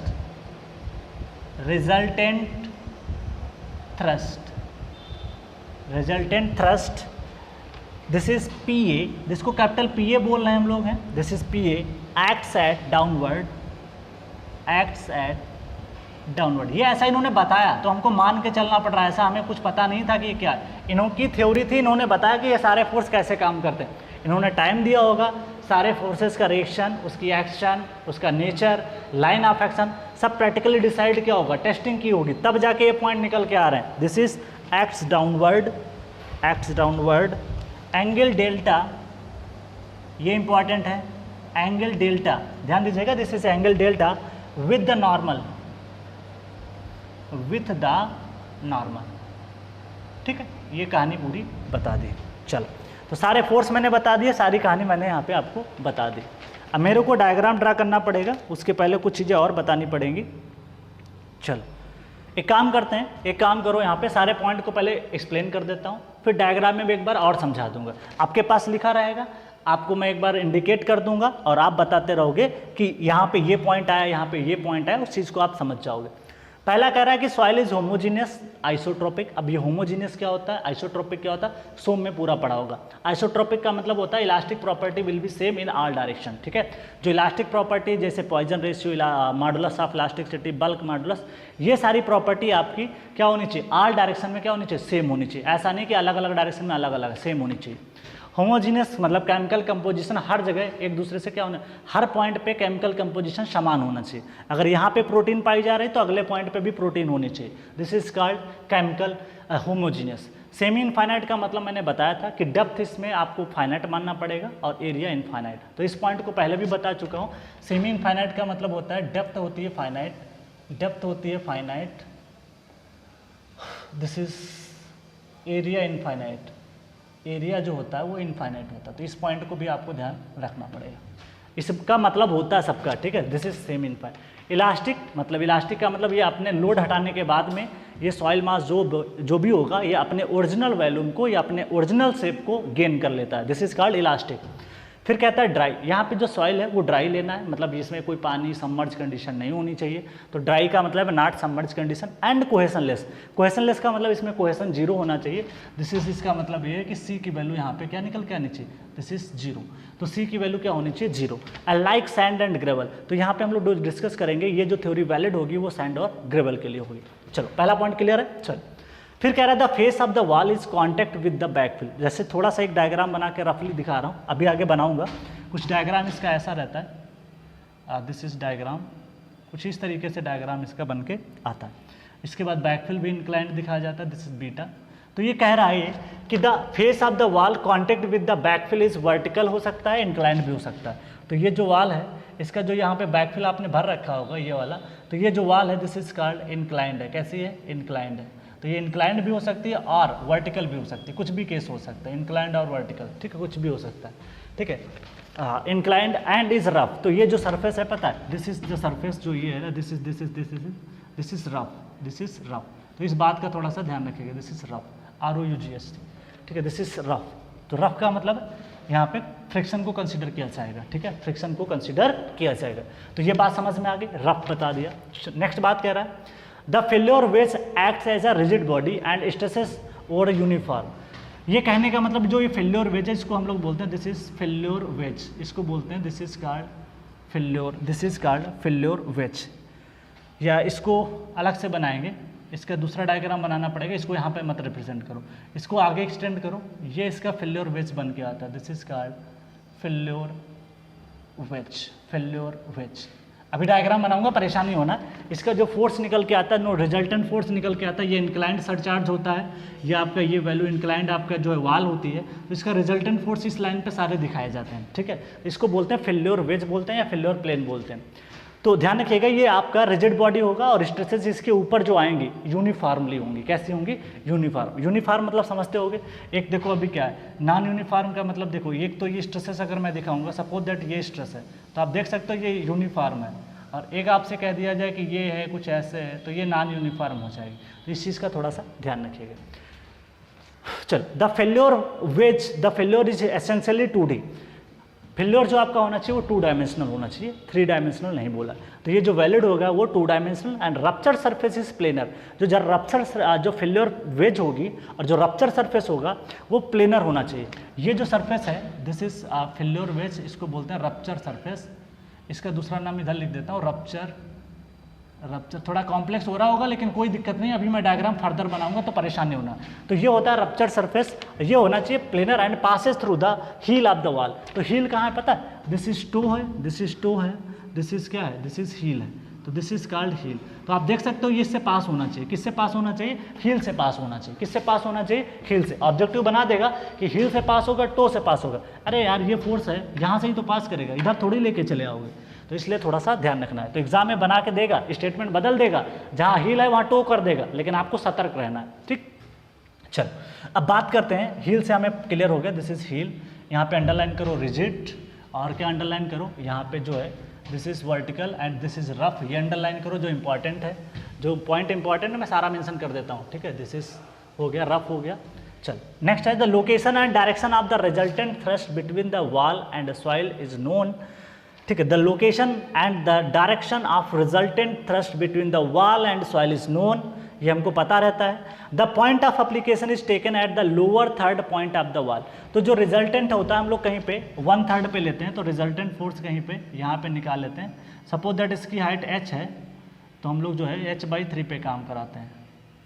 यहाँ पे अभी रिजल्टेंट बना के दिखाएंगे तो बिल्कुल परेशान नहीं होना है, अभी डायग्राम बड़ा वाला डायग्राम बनवाएंगे तो वहाँ पे आपको समझ में आ जाएगा। तो ध्यान रखिएगा h/3 मैंने दिखा दिया, ठीक है, तो इसने h/3 को कंसीडर किया है। ओके चल नेक्स्ट बात करते हैं, the lower third point wall is assuming to triangular distribution earth pressure. अब ये लोअर अर्थ प्रेशर जो है ट्रायंगुलर होना चाहिए, इसको भी दिखाता हूँ।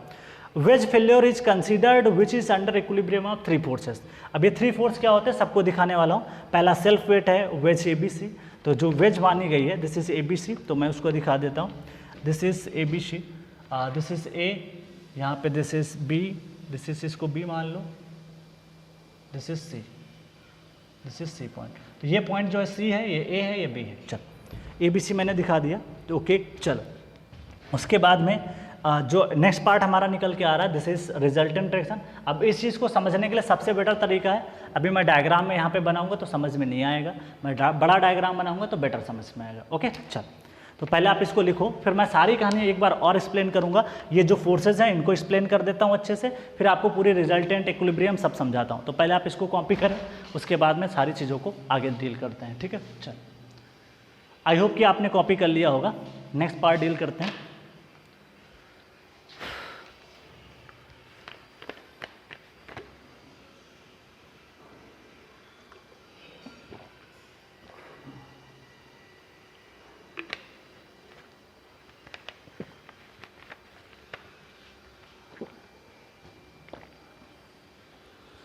चलो आगे बात करें, फिर नेक्स्ट पार्ट डील करें। फिर अभी तक यही पार्ट हमारा चल रहा था, अब हम लोग डील करेंगे यहाँ पे कुछ और चीज़ों के बारे में। चल अब हम लोग डील करने वाले हैं यहाँ पे, नेक्स्ट पार्ट ऑफ डिस्कशन हम लोग करने वाले हैं यहाँ पे, दैट इज़ इसी का डायग्राम फर्दर डील करते हैं, ठीक है। तो पहले इसको रफ कर देते हैं, क्योंकि यही पॉइंट अब आपके नोट्स में तो लिखे होंगे। अब एक एक पॉइंट हम खुद बताते जाएंगे क्या पॉइंट है, और उसका डायग्राम के साथ एक्सप्लेनेशन देंगे, ठीक है। तो आपको बेटर समझ में आएगा, नहीं तो ऐसे कुछ चीज़ें समझ नहीं पाओगे, क्योंकि डायग्राम से हमेशा चीज़ें ज़्यादा क्लियर होती हैं।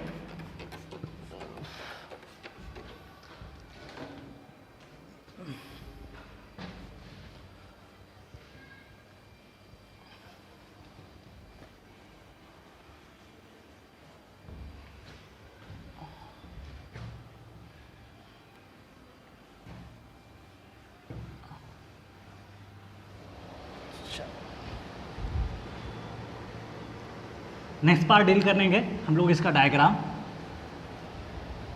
एक लेक्चर इस पे और रहेगा थ्योरी का, जिसमें हम लोग सीट पाइल पढ़ेंगे, सीट पाइल वॉल, जो कि प्रैक्टिकल यूज़ बहुत ज़्यादा होता है। फील्ड पे कभी भी काम करने जाओगे, बड़ा बड़ा कंस्ट्रक्शन जब करना पड़ता है तो वहाँ पे सीट पाइल का यूज़ करना पड़ता है। मान ले कहीं पे एम्बैंकमेंट बना रहे हो, कोई ब्रिज बना रहे हो, तो वहाँ पे सीट पाइल का यूज़ होता है। तो सीट पाइल का यूज़ होता है तो उसको समझेंगे, ठीक है। मान ले आपने कोई डैम बनाया, जैसे मान ले सपोज दैट एक चेक डैम होता है, और एक आपने पढ़ा होगा इरिगेशन में शायद पढ़ाया जाता है, उसका नाम मुझे नहीं याद आ रहा है, उसका नाम एक बार बताएंगे आपको। वो डैम बनाया जाता है सिर्फ रिवर जब बनानी होती है, जब ब्रिज बनाना होता है टेम्परेरी होता है डैम, ठीक है, पानी को रोकने के लिए बनाया जाता है।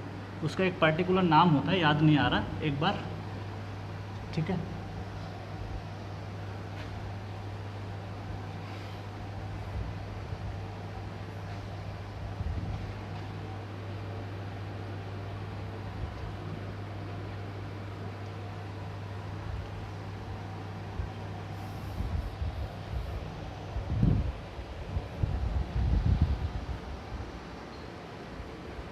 नेक्स्ट पार्ट डील करने वाले हैं हम लोग। अब सॉइल का रिवीजन स्टार्ट कर दो, क्योंकि भूल जाओगे सारा कुछ। सबके साथ है, ऐसा नहीं कि मेरे को सारी चीज़ें रटी रहती, बट कॉन्सेप्चुअल चीज़ें हमेशा याद रहती हैं। अब जो डेटा टाइप चीज़ें होती है वो तो सबके साथ हो जाता है, बट आप सबसे अच्छा तरीका है कि आप चीज़ों को रिवाइज करो। ठीक है, चलो। तो इस पॉइंट को, जो डील करने वाला पॉइंट था, उसको मैं डायग्राम के फॉर्म में रिप्रेजेंट करता हूँ। ठीक है, चलो। तो ये डायग्राम आपका निकल के आएगा, दिस इज डायग्राम। ये है आपका रिटेनिंग वाल, suppose that this is retaining वाल। ठीक, चलो। ये है आपका रिटेनिंग वाल। ओके, ठीक है। तो इस तरीके से आप इसको बना सकते हो, दिस इज रिटेनिंग वाल। चलो, इंक्लाइंड बैकफिल भी है, दिस इज इंक्लाइंड। ध्यान रखिएगा, बैकफिल रैंकाइन ने पढ़ाया था, उसने भी इंक्लाइंड या हॉरिजॉन्टल कुछ भी मान लिया था, तो वो डिफरेंस यहाँ पे ज़्यादा नहीं निकल के आता। This is a point, this is angle is beta. ठीक है, ओके, चल। दिस पॉइंट इज, मान लेते दिस इज बी, और इसको थोड़ा सा और फ्लैट बनाओ तब बेटर समझ में आएगा। चलो,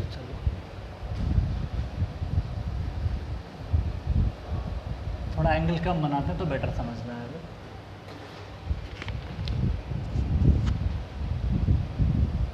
इस तरीके से, ठीक है। तो ये एंगल जो है बीटा है, फ्रॉम द हॉरिजॉन्टल है, ग्राउंड लेवल से, इसको ज्वाइन करना है। इस तरीके से आप इसको, ये थोड़ा लाइन इसकी इंक्लाइंड बन गई है, इसको सही करना है। रफ करो थोड़ा सा।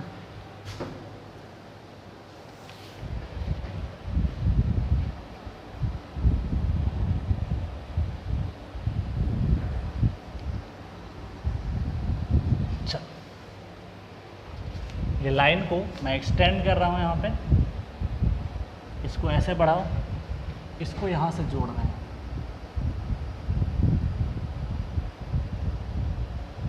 अब की बार एकदम सीधी बन गई। ठीक है, चल। This is angle is how much, this is beta angle for surcharge. ये ए है, इसको बी माना, इस पॉइंट को सी माना। ठीक, चलो दूसरे कलर से थोड़ा रिप्रेजेंट करते हैं तो बेटर समझ में आएगा कौन सा एंगल क्या है। इस चीज़ को थोड़ा सा दिखाना जरूरी है। ठीक है, चलो। ये जो वेज है, वेज क्या माना था, ABC माना था ना, तो दिस इज वेज। वेज क्यों बोला, वेज जैसा शेप रहता है इसलिए इसका नाम पड़ गया वेज। ठीक है, चलो। ये एंगल जो है, this is the angle,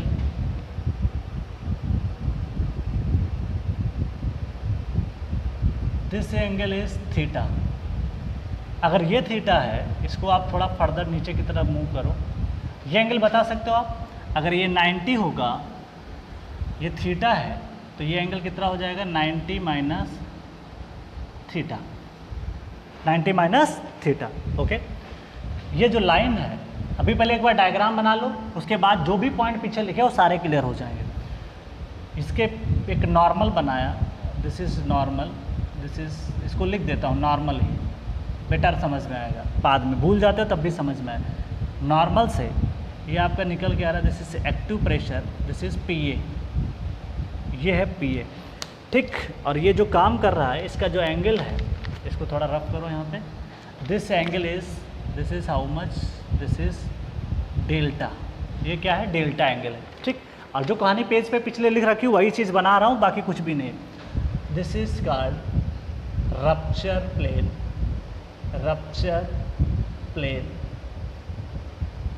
rupture plane बोल दो या फेल्योर प्लेन बोल दो इसको, फेल्योर और फेल्योर प्लेन। इसको रप्चर प्लेन भी बोल सकते हो, फेल्योर प्लेन भी बोल सकते हो, क्रिटिकल प्लेन भी बोल सकते हो। इस पे एक नॉर्मल मैंने डाला, दिस इज नॉर्मल। ठीक है, दिस इज नॉर्मल। इस पे रिजल्टेंट इसका काम कर रहा है, this is capital R, this is capital R। Okay, चलो। ये है रिजिड बॉडी, जो पूरा वेट है, दिस इज रिजिड बॉडी माना। ठीक है, चल। और क्या मान के रखा है इसने, इसकी हाइट दे रखी है कैपिटल H। ज़्यादा इसमें कुछ नहीं पूछता, बस फोर्स के बारे में पूछता है। ठीक है, चल। ओके, ये जो लाइन ऑफ एक्शन होगा इसका, दिस इज h/3, h/3 पे या रिजल्टेंट आपका काम करेगा। ये वाला जो रिजल्टेंट फोर्स है वो h/3 पे काम करेगा, ठीक। चल, उसके बाद ये जो बॉडी है पूरा, इसका जो वेट है वो काम करेगा, this is weight W, capital W, ठीक है। तो वेट क्या काम कर रहा है, कैपिटल W। अब इसी चीज़ को मैं एक ट्रायंगुलर डायग्राम में बना रहा हूँ, आप देखिएगा आपको क्लैरिटी आ जाएगी। जो ट्रायंगुलर डायग्राम है उस ट्रायंगुलर डायग्राम को मैं यहाँ पे बना रहा हूँ, देख सकते हो। सारे फोर्सेस को दिखाऊंगा। जैसे आपका वेट डाउनवर्ड काम कर रहा है तो फिर इस वेट को मैंने क्या किया, this is weight, this is capital W, ठीक। ये वेट को मैंने बना दिया कैपिटल W। अच्छा, उसके बाद आप बताओ, एक फोर्स आपका काम कर रहा है, दिस इज PA। PA थोड़ा इंक्लाइंड काम कर रहा है, ठीक है। तो PA का डायरेक्शन देखो, वैसे दिखा रहा हूँ जैसे इस नॉर्मल से दिखाया जाता है, ठीक है। चलो, तो this is PA, this is PA, okay. इसका डायरेक्शन कुछ इस तरीके से है, तो इसका डायरेक्शन कुछ इस तरीके से मैंने यहाँ पे बना दिया। तो एक तरीके से एक ट्रायंगल बनाएंगे, दिस इज R। सबका एंगल भी निकाल सकते हो, कैसे? देखो भाई, अगर आपको सारे एंगल पता हैं, उसने बता दिया, हालांकि है इसने नॉर्मल से डेल्टा बना रखा है, ये एंगल बता सकते हो, यहाँ पे भी जो एंगल है बता सकते हो, कोई फ़र्क नहीं पड़ता। अब सारा एंगल देख लेते हैं जो भी इसने मेंशन किया है, क्या क्या एंगल है उसको लिख देता हूँ एक बार, ठीक है। चलो, ये है नॉर्मल, यहाँ पे भी एक तरीके का नॉर्मल है, जैसे नॉर्मल है, दिस इज नॉर्मल, ठीक। चलो, कौन कौन से फोर्स काम कर रहे हैं सबको एक बार देख लेते हैं। रिजल्टेंट आपको बता दिया है, सारे वैल्यू बता दिया, अब सबको लिख देते हैं यहाँ पे, ठीक है। चलो, अब एक बार डायग्राम देखो, जो भी पॉइंट मैंने लिखा था सबको एक्सप्लेन कर देता हूँ। चलो, अब पढ़ो एक बार, अब जाओ पॉइंट नंबर मैं सबको बता रहा हूँ। पहला जो पॉइंट था आपका, दिस इज रिजिड बॉडी, मैंने बता दिया। The failure wedge acts a rigid body and stresses over it are uniformly. तो दिस इज जो फेल्योर वेज है, this is act as a rigid body. तो जो फेल्योर वेज होगी, this is called rigid body की तरह काम करेगी। तो ये जो फेल्योर वेज है पूरी तरीके से, एक तरीके का ये फेल्योर वेज है, ये रिजिड बॉडी की तरह क्या करेगी, बिहेव करेगी। ये तो बात क्लियर है। चलो, उसके बाद बोला है, द चौथा पॉइंट देखना, the failure is essentially 2D। उसने बोला है कि फेल्योर क्या होना चाहिए, 2D, 2 डायमेंशनल होना चाहिए। And rupture surface is planar and passes through the heel of the wall. तो this is called heel of the wall, heel of the wall. तो ये बात तो सही है। तो ये आपका जो रप्चर सरफेस है, ये कहाँ से पास करना चाहिए, हील से। तो this is called plane, this is rupture plane, और प्लेन ये आपका जो प्लेनर सरफेस होना चाहिए, और पास कहाँ करना चाहिए, heel of the wall. Next point, the location and direction of resultant thrust. ध्यान दीजिएगा, जो PA है ये है क्या, ये आपका रिजल्टेंट है। तो this is PA also called resultant thrust, resultant thrust. तो इसको मैं यहाँ पे लिख देता हूँ, this is called resultant thrust. Resultant thrust and direction of resultant thrust between the wall and soil is known. ये हमको पता होता है कि जो ये रिजल्टेंट है, वॉल और सॉइल के बीच में पता होता है कि किस एंगल पे आपका वो काम करेगा, ठीक है। तो ये बात हमको पता रहती है, ओके। चलो, the point of application is taken as the lower third point of the wall. ये जो वॉल है, वॉल के हम लोग क्या लेते हैं, लोअर थर्ड पे लेते हैं। कितने पे लेते हैं, लोअर थर्ड पे लेते हैं। तो h/3 पे हमने इसको कंसिडर कर लिया, ठीक। Point of the wall by assuming triangular distribution of earth pressure. हम लोग इसको मानते हैं triangular distribution of earth pressure. तो इसका डायग्राम जो निकल के आता है, ट्रायंगुलर मान के चलते हैं, और h/3 पे क्या मान लेते हैं कि h/3 पे, जैसे पहले पढ़ा था, ये होता था प्रेशर, ये काम करता था PA, सपोज दैट। तो आपको बताया था ना कि ये h/3 पे काम करता है, तो वही चीज़ हमने इसको मान लिया h/3 पे, ओके। चल, तो ये आपको क्लियर हो गया h/3। उसके बाद में बढ़ते हैं earth pressure. Wedge failure is considered which is under equilibrium of 3 forces. पहला फोर्स कौन सा है, self weight W। This is self weight W।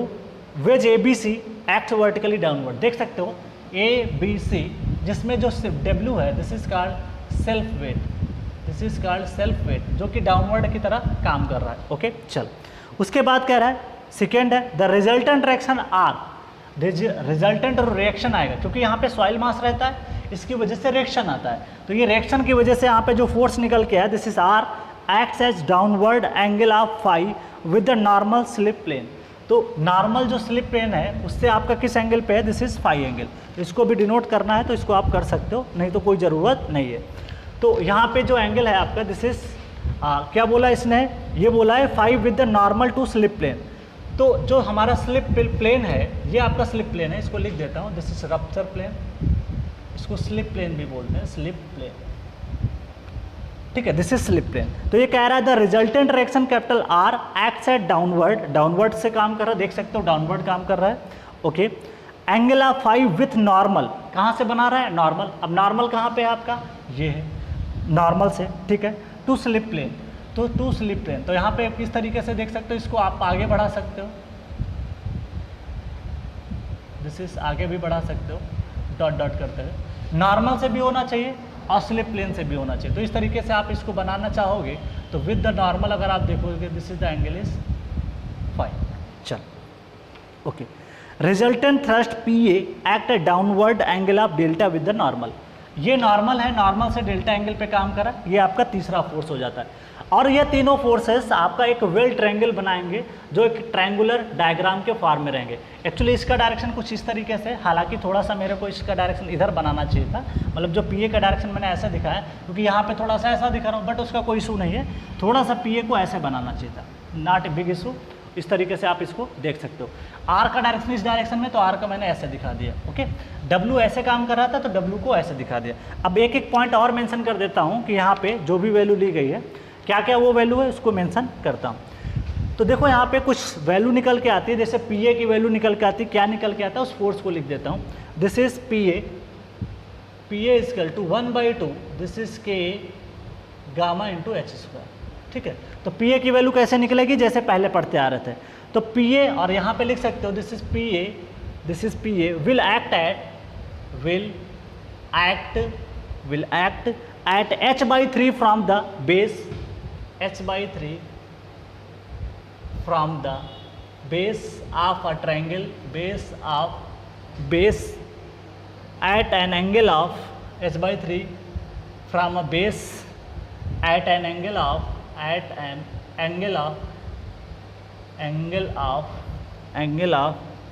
Delta, किस एंगल पे, डेल्टा। तो देख सकते हो इस तरीके से ये काम करेगा आपका डेल्टा पे, ओके। चल, delta with the normal,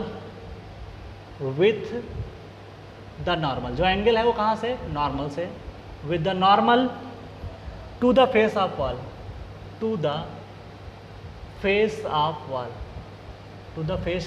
wall, okay. चल, अब बात कर लेते हैं यहाँ पे के की वैल्यू क्या होती है, बिकॉज अब वो के वो नहीं कि जो आप पहले लिखते थे 1 - sin phi 1 + sin phi, वो सब नहीं चलेगा।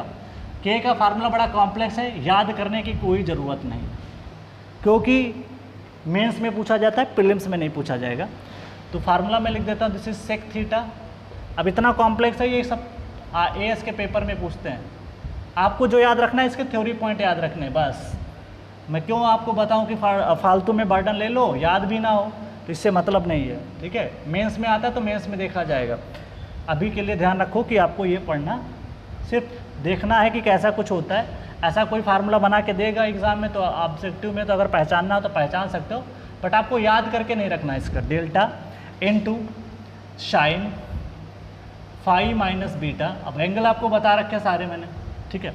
Phi minus beta divide by cos beta minus theta. अब याद करने का एक तरीका तो बता ही दूंगा आपको, क्योंकि मेरे पास याद ना कर सको तब भी उसका एक तरीका होता है कि आप निकाल सको। कैसे, प्रूफ करके दिखाता हूँ। देखो भाई, ये आपका एक फार्मूला निकल के आ गया, ठीक है। तो ये फार्मूला एक आपको मैंने बता दिया। एक काम करो कि अगर आपको प्रूफ करना है कि आपका जनरल केस क्या निकल के आता है, तो इसमें एंगल जो आपको फालतू एंगल है उसको जीरो कर दो। कौन कौन सा, बीटा जीरो कर देना, थीटा जीरो कर देना, बहुत सारे एंगल है उनको जीरो करो। तो जीरो करोगे तभी देखना कि आपका रिजल्ट जो है ना वही निकल के आएगा जो पहले आया था। कर लेते हैं, एक बार चेक कर लेते हैं। क्योंकि देखिए क्या, मान लो एग्जाम में 4 ऑप्शन दिए हों और आपको पहचानना हो कि कौन सा ट्रू फार्मूला होगा, तो कुछ मत करना, सीधे वही वैल्यू पुट कर देना जो हमें बताई गई। क्योंकि हमारा जनरल केस क्या होता है, ये तो एक जनरलाइज फॉर्म है। स्पेसिफिक केस के लिए क्या करोगे, फॉर स्पेशल केस अगर स्पेशल केस हो, या ऑब्जेक्टिव के लिए बता रहा हूँ स्पेशल केस, क्योंकि रट के नहीं रख सकते। स्पेशल केस में क्या करोगे, this is how much, phi तो जीरो होगा नहीं, थीटा जीरो करो, थीटा जीरो कर लोगे, ओके। बीटा जीरो करो, पुट करो यहाँ पे, दिस इज के। अभी देखो वही फार्मूला निकल के आगे जो पहले पढ़े थे। सेक जीरो कितना होता है, this is sec zero into cos phi minus zero divide by, यहाँ पुट करो cos phi, this is cos, अच्छा डेल्टा भी है तो डेल्टा को भी 0 पुट करो, यहाँ पे कंसिडर नहीं किया था, तो डेल्टा 0 करोगे तो ये भी गया, तो क्या आ जाएगा cos 0, 0 प्लस 0 0 प्लस यहाँ आ जाओ साइन, दिस इज डेल्टा 0 तो बचेगा क्या साइन 0 प्लस फाई, ये भी आ जाएगा into sine phi minus 0 divide by cos beta minus theta 0 0 0 cos 0 आ जाएगा। चलो इसका स्क्वायर याद कर, ध्यान रखना है। चलो बोलो क्या आएगा, ऊपर आएगा कॉस फाई डिवाइड बाई नीचे कॉस 0 1 प्लस ये क्या आ जाएगा sine phi into sine phi, this is sine square phi, इसका करो स्क्वायर। ओके आराम से कर सकते हो। स्क्वायर आप करोगे तो क्या निकल के आएगा, और देखो कहीं पे कोई गलती तो नहीं हो रही, साइन फाई करेक्ट है, डेल्टा 0 कर दिया, oh sorry this is the root form, ये गलती हो गई यहाँ पे भैया, रूट में चल रहा है, जल्दबाजी मत करो, चीज़ें गलत हो जाएंगी। तो ये जब इसको मल्टीप्लाई करोगे तो ये निकल के आएगा, ठीक है। चलो cos 0 1, 1 का रूट निकालोगे 1 ही आएगा, यहाँ sine into sine, sine square हो जाएगा, इसको बाहर निकालो तो ये निकल के आएगा cos phi divide by 1 plus sine phi, इसका करो स्क्वायर, सॉल्व कर लेना इसको, cos square phi divide by 1 plus sine phi का क्या हो गया स्क्वायर, cos स्क्वायर को लिख सकते हो 1 minus sine square phi divide by 1 plus sine phi का होल स्क्वायर, ठीक। अब ऊपर बन गया 1 माइनस साइन स्क्वायर फाई, या इसको 1 को लिख सकते हो 1 स्क्वायर भी लिख सकते हो, वो ए स्क्वायर माइनस बी स्क्वायर भी बना सकते हो, तो ऊपर का फार्मूला निकल के आएगा 1 प्लस साइन फाई और ब्रैकेट में आएगा 1 minus sine phi divide by 1 plus sine phi, 1 plus sine phi का स्क्वायर है। चलो स्क्वायर लिखो, एक तो इससे कैंसिल हो जाएगा, एक बच जाएगा, आंसर आएगा 1 minus sine phi divide by 1 plus sine phi. तो देखा प्रूफ हो गया कि नहीं हो गया, दिस इज के। तो जनरल फार्म का फार्मूला भी प्रूफ कर सकते हो, तो ऐसा नहीं है 4 ऑप्शन बना के देगा तो आप थोड़ा सा तो हेल्प, भाई मान ले कि नहीं पता कुछ भी, बट आपको एक स्पेशल केस तो पता है ना, तो फॉर स्पेशल केस अगर आप देखोगे रैंकाइन के अकॉर्डिंग तो वहाँ पे थीटा 0 बीटा 0 डेल्टा 0, उसने फ्रिक्शन नहीं कंसिडर किया था, सब कुछ हॉरिजॉन्टल माना था, बैकफिल भी हॉरिजॉन्टल माना था, तो आप पुटअप कर सकते हो, तो आराम से यहाँ पे निकाल सकते हो, ठीक है। तो मुझे नहीं पता था, लेकिन मैं 2 ऑप्शन मेरे को मान ले चेक कर लेता, एक पहला चेक कर लेता, एक तीसरा चेक कर लेता, तो एक आइडिया लग जाता है किस में आ रहा है, तो उससे भी आंसर निकाल सकते थे। अब बेसिक ट्रिग्नोमेट्री आनी चाहिए कि भैया ये नहीं आ रहा तो मैं क्या बताऊँ कि 1 माइनस साइन स्क्वायर थीटा क्या होता है, कम से कम इतना तो आना चाहिए, क्योंकि आप कम से कम इंजीनियरिंग की तैयारी कर रहे हो तो आपको इतना तो बेसिक आना चाहिए, इतना तो मैं आपसे होप करता हूँ कि इतना आपको पता होगा। तो कुछ भी नहीं है, अब एक तरीका बताता हूँ, ध्यान से सुनिएगा कैसे फार्मूले लर्न किए जाते हैं, ध्यान दीजिएगा। 4 ऑप्शन बना के देगा, 4 ऑप्शन अगर बना के देगा तो ध्यान रखिएगा, ये जो टर्म है फ्रेंड्स, ये वाला जो टर्म है और एक ऊपर वाला टर्म है, तो यहाँ पे ध्यान दीजिएगा, यहाँ पे कभी भी कोई वैल्यू साइन की नहीं आएगी, बिकॉज अगर यहाँ पे साइन आ जाए और साइन 0 0 होता है, पूरा का पूरा टर्म है 0 हो जाएगा, ऐसा पॉसिबल होगा नहीं। तो यहाँ पे हमेशा जो टर्म रहेगा वो सेक हो सकता है या कॉस हो सकता है, 2 ही हो सकते हैं, क्योंकि सेक 0 0 सेक 0 1 होता है, कॉस 0 1 होता है, तो हमेशा यहाँ पे आपको मिलेगा सेक और कॉस का टर्म। पहचानने का तरीका देखो, रियली ये चीज़ तभी पता चलती है, मुझे खुद नहीं याद होता था, लेकिन मैंने खूब डीप में इसको सोचा यार क्यों ऐसे इसको याद कर रहे हैं, रट जा रहे हैं, थोड़ा सा दिमाग लगाओ इस पर।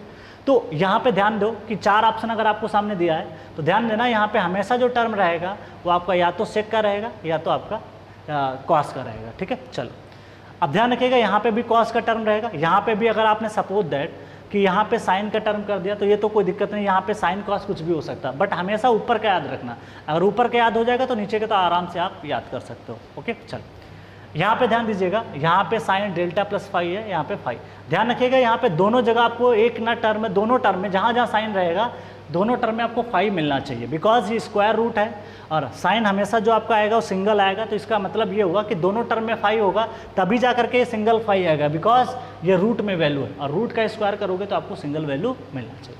तो बस इतना याद रखना कि ऊपर में हमेशा सेक और कास होना चाहिए, तो ये तो पॉइंट आपके निकल के आ जाएगा। तो के का फार्मूला प्लीज़ ना रटिएगा, बेटर रहेगा।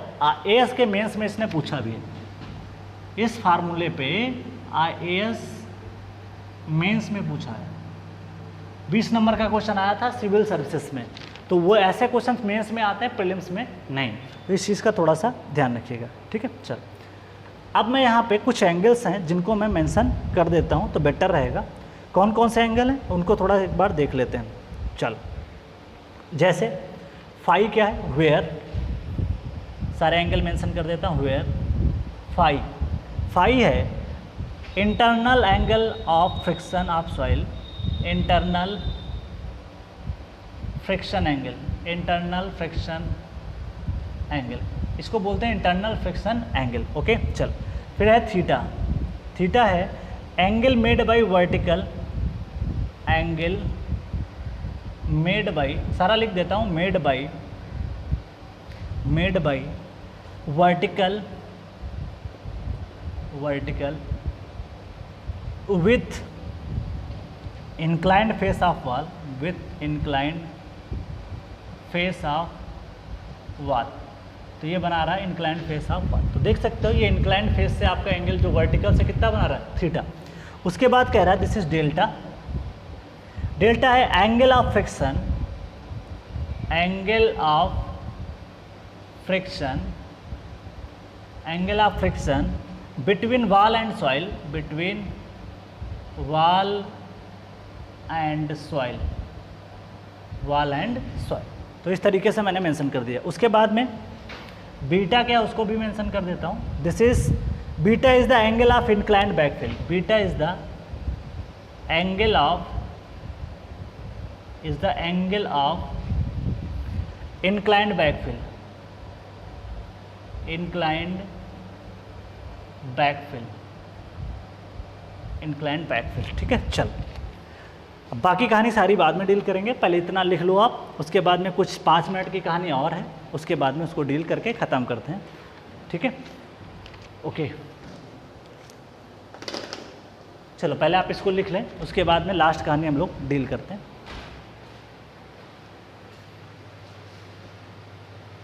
तो इसको याद करने की कोई ज़रूरत नहीं है।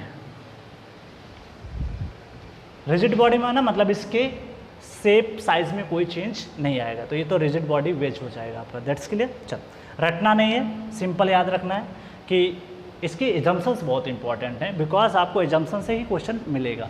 इसका थ्योरी मतलब भाई लिखाना ज़रूरी इसलिए है क्योंकि कल को मेंस में क्वेश्चन आ गया तो कम से कम ये तो रहेगा मैंने पढ़ाया, ठीक।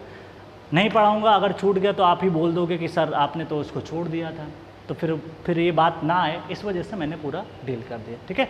चल और ध्यान रखिएगा सिर्फ आपको इस पे फोकस करना है, किस पे, एजम्पशंस पे, और एजम्पशंस रैंकाइन की कुछ अपोजिट हैं, इस बात का ध्यान रखिएगा, तो इस चीज़ से आप प्रॉब्लम कर ले जाओगे। चलो अब मैं यहाँ पे इसको रफ कर रहा हूँ और कुछ थ्योरेटिकल पॉइंट हैं उनको मैं मेंशन कर देता हूँ, अपनी कहानी को यहाँ पे एंड करता हूँ।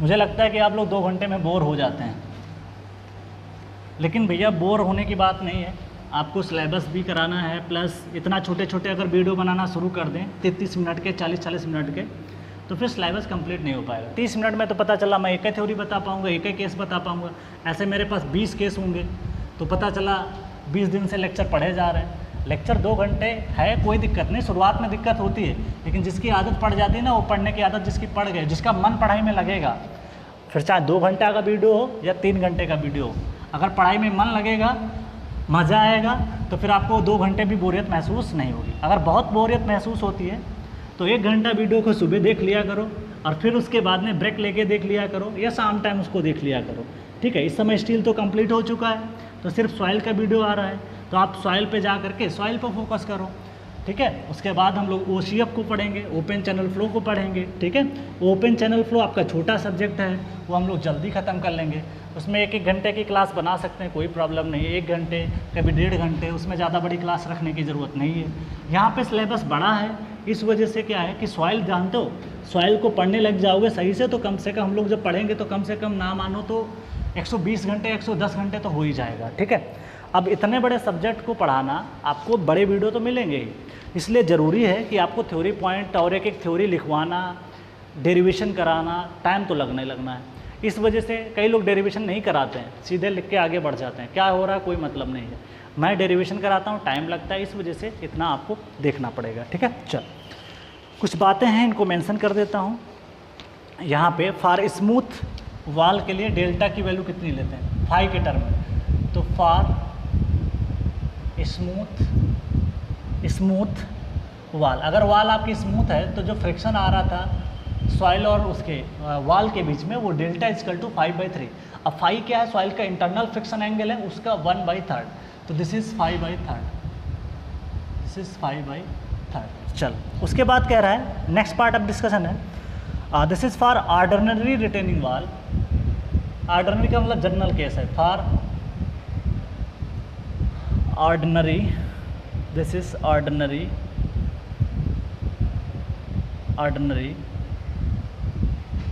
okay, this is ordinary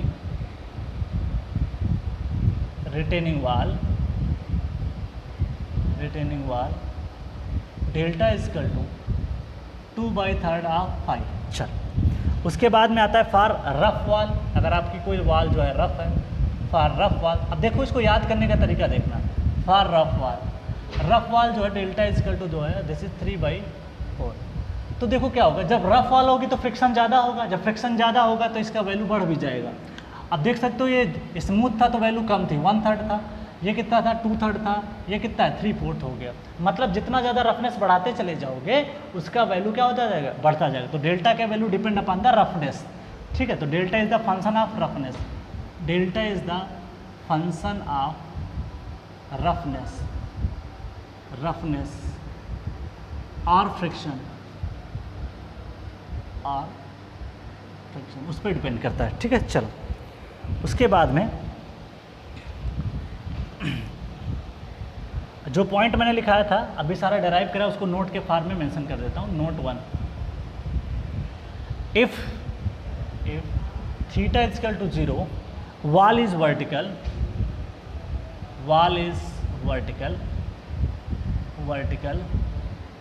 comma beta बराबर 0, होरिजेंटल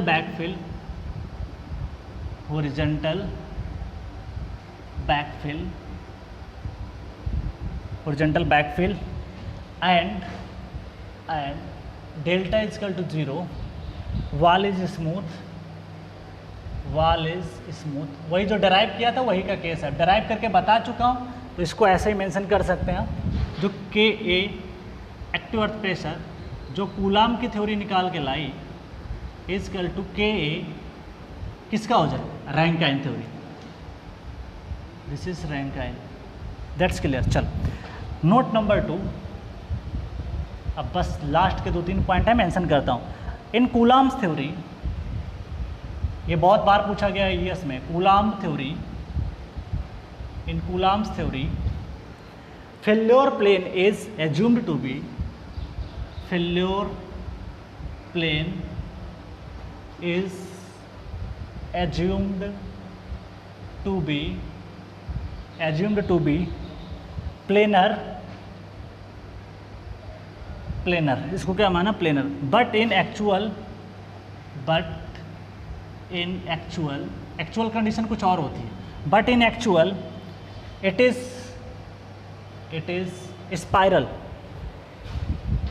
स्पाइरल। मतलब इसका मतलब समझो, कूलाम थ्योरी फेल्योर प्लेन को मानता है कि ये assume to be planar, but actually में इसका सरफेस स्पाइरल होता है कुछ इस तरीके से, स्पाइरल। तो this is assume to be plane का मतलब मैं यहाँ पे डायग्राम के फॉर्म में रिप्रेजेंट कर देता हूँ। This is called plane, this is called planar. Okay, ये है प्लेनर और spiral, this is actually spiral, specially in case of passive stage, in passive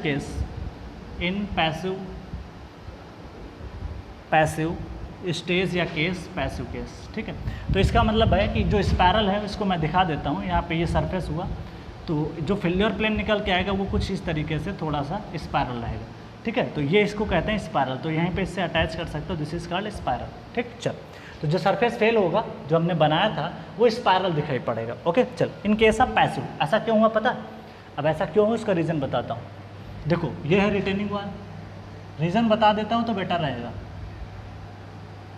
चलो, ये कुछ इस तरीके से सरफेस था। पैसिव में होता क्या है, वॉल टुवार्ड्स आती है ना, जब वॉल टुवार्ड्स आएगी, वॉल इधर की तरफ आएगी, जब वॉल इधर की तरफ आएगी तो मिट्टी क्या होगी, जब वॉल होगी, वॉल क्या करेगी कि सॉइल के ऊपर प्रेशर लगाएगी, तो सॉइल के ऊपर प्रेशर लगाएगी तो इसके पार्टिकल जो है ना, ये पार्टिकल इसको धक्का देगा, कोई पार्टिकल इसको धक्का देगा, कोई पार्टिकल इसको धक्का देगा, तो किसी को कम धक्का लगेगा, किसी को ज़्यादा लगेगा, तो किसी को कम लगेगा, किसी को ज़्यादा। तो इस तरीके से सरफेस कहीं ज़्यादा उठेगा, कहीं पे कम उठेगा, और एक शेप बन के आ जाता है स्पाइरल का। ठीक है, समझ रहे हो कि नहीं समझ रहे हो? क्या हुआ कि जब पैसिव का केस होगा तो पैसिव केस में धक्का लगेगा तो ये सॉइल के मॉलिक्यूल क्या होंगे, टकराएंगे, टकराने के बाद में किसी को ज़्यादा लगेगा प्रेशर, किसी को कम लगेगा। किसको कम लगेगा पता है, देखो जो सॉइल मास ऊपर होगा उसको ज़्यादा प्रेशर एक्सर्ट कर लगेगा और नीचे वाले को कम, बिकॉज नीचे का सॉइल डेंस ज़्यादा रहता है due to self weight of the upper soil. क्योंकि ये सॉइल मास इसके ऊपर प्रेशर लगाता है, इस वजह से इसकी डेंसिटी ज़्यादा होती है। इसकी डेंसिटी ज़्यादा होगी तब जैसे ही प्रेशर लगाओगे तो ये सॉइल कम दबेगी, कम प्रेशर इसके ऊपर जाएगा, कम प्रेशर इसके ऊपर एक्सर्ट होगा। लेकिन इस सॉइल के ऊपर अगर आप देखोगे यहाँ पे जो सॉइल मास होगा इस पर उतना वेट नहीं होगा, तो इसके शेप में ज़्यादा स्पाइरल बन के आएगा। बट इसमें ऐसा नहीं। एक्टिव के केस में क्या हो रहा था, वॉल अवे फ्रॉम द आ रहा था, तो ऐसा कोई केस ही नहीं आएगा। तो इस तरीके से दे सकते हो spiral specially in passive case. Hence Coulomb's theory, ये इंपॉर्टेंट पॉइंट है, एग्जाम में मिलेगा। Coulomb's theory is not applicable to, Coulomb's theory is not preferred for passive soil, passive case, passive earth pressure, not preferred for passive case, passive earth pressure, तो passive earth pressure में ऐसा नहीं करता। ठीक है, चल बहुत इंपॉर्टेंट पॉइंट है, बिकॉज ये IES का पेपर उठा के देख लेना, पूछा है कि क्यों नहीं होता है, असर्शन रीजन में क्वेश्चन पूछा है। चलो नोट 3 कह रहा है in Rankine's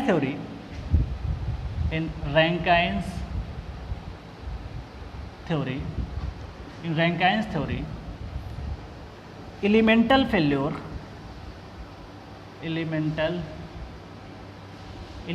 failure is considered. उसमें हमने जो फेल्योर माना था वो एलिमेंट को फेल मानते थे। कैसे, आपको दिखाया भी था। क्या माना था, एक पॉइंट देखो, ये है रैंकाइन हॉरिजॉन्टल माना था और ये पॉइंट आपने कंसीडर किया था। ठीक है, तो यहाँ पे एक एलिमेंट लिया था, इस एलिमेंट को जूम करके आपने 1 पॉइंट मान के एक डायग्राम बनाया था जिसपे स्ट्रेसर दिखाई थी सिग्मा वी सिग्मा हॉरिजॉन्टल। तो ये एक एलिमेंट फेल्योर होता है। तो हम लोग इसमें जो है रैंकाइन थ्योरी में एलिमेंटल फेल्योर को कंसीडर किया था। तो एक पॉइंट नंबर ये 1 ले लिया था और इसको उठा के यहाँ पे डायग्राम के फॉर्म में बना दिया था। This is vertical, this is horizontal. तो एलिमेंटल कंसीडर करते हैं, बट कूलाम ने ऐसा नहीं किया। उन्होंने जो कंसीडर किया, this is considered whereas coulombs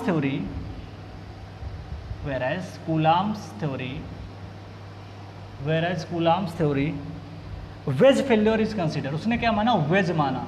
अब ये वेज क्या होती है पता है, ये वेज पूरी दिखाई जो पड़ रही है, दिस इज कॉल्ड वेज। ये क्या है, वेज है, इसको पूरे को बोलते हैं दिस इज कॉल्ड वेज। यहाँ पे लिख देना coulomb, this is coulomb, sorry this is coulomb, this is Rankine. ये रिटेनिंग वाला है। कहीं पे जगह मिले थोड़ा सा छोटा डायग्राम बना देना। जो ये पॉइंट लिख रहा हूँ ना, इसी के जस्ट नीचे एक डायग्राम बना, जहाँ रैंकाइन है उसके छोटा सा डायग्राम ये वाला बना देना, और ये जब आपको कूलाम दिखाया जाए तो ये वाला डायग्राम बना देना। इससे क्या होता है, बहुत लॉन्ग टर्म याद रहता है। तो दिस इज कूलाम्स जो थ्योरी थी, दिस इज क्या कंसिडर किया, this is wedge failure is considered. क्यों इसको कंसिडर किया, क्योंकि इसमें बहुत सारा लोडिंग आ रहा है, इंक्लाइंड कर दिया, इस वजह से कई फैक्टर आ जाते हैं। चलो, earth pressure can be also be calculated. इस अर्थ प्रेशर को जो कूलाम ने बताया, इसको और कुछ तरीके हैं जो मेथड सिर्फ लिख देता हूँ, इसके डिटेल में हमारे लेवल पे नहीं है, वो एमटेक और पीएचडी लेवल पे है। ठीक है, चलो, तो this is the note number 4। This is earth pressure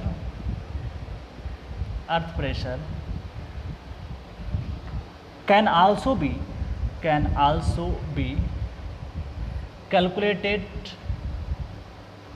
calculated using क्या यूज करके निकाल सकते हो? This is Coulomb's theory. अरे पूछा है, ईएस का पेपर उठा लेना। दिस इज कलमांस, नाम याद रखना है, बाकी कुछ नहीं। कलमांस, दिस इज कलमांस थ्योरी। दूसरा बी। नेक्स्ट आता है, दिस इज नेक्स्ट है रेबमान थ्योरी। कलमान, सब ये नाम ऐसे हैं कि जैसे एक लगा भाई भाई है। This is Rebhann's theory. तो ये नाम याद रखना आपको जरूरी है, कलमान, और ये एक्टिव पर्सन निकाल सकते हैं जब आपका ये केस हो इंक्लाइंड वाला।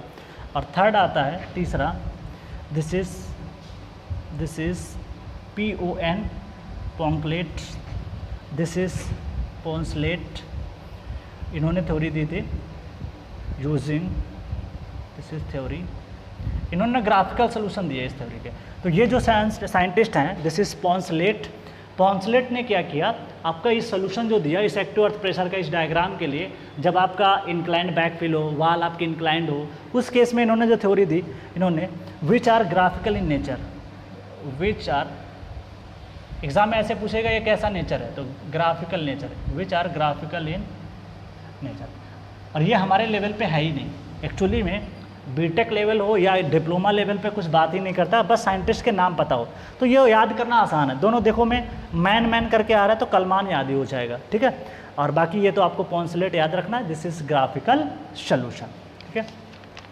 इस तरीके से मैंने आपको इस टॉपिक को कंप्लीट कर लिया। अब आपका एक लेक्चर और है इस पर जो अलग है एक तरीके से, बट इसी में डील करेंगे तो बेटर समझ में आएगा। वो आपका केस निकल के आता है, दिस इज जो सीड पाइल होता है उसके बारे में डील करना है। किसके बारे में? सीड पाइल के बारे में डील करना है, ठीक है। एक्टिव पैसे तो ख़त्म हो चुका केस है, आप सिर्फ जो डील करना है वो आपको सीड पाइल के बारे में पढ़ेंगे। कैंटिलीवर क्या होती है उसके बारे में देख लेंगे एक बार, क्योंकि उस पर क्वेश्चन आया हुआ है, उसके लिए उसको डील करना जरूरी है, ठीक है। चल, तो ये तो आज की कहानी हो गई, नेक्स्ट लेक्चर में मिलते हैं। Thank you, all of you.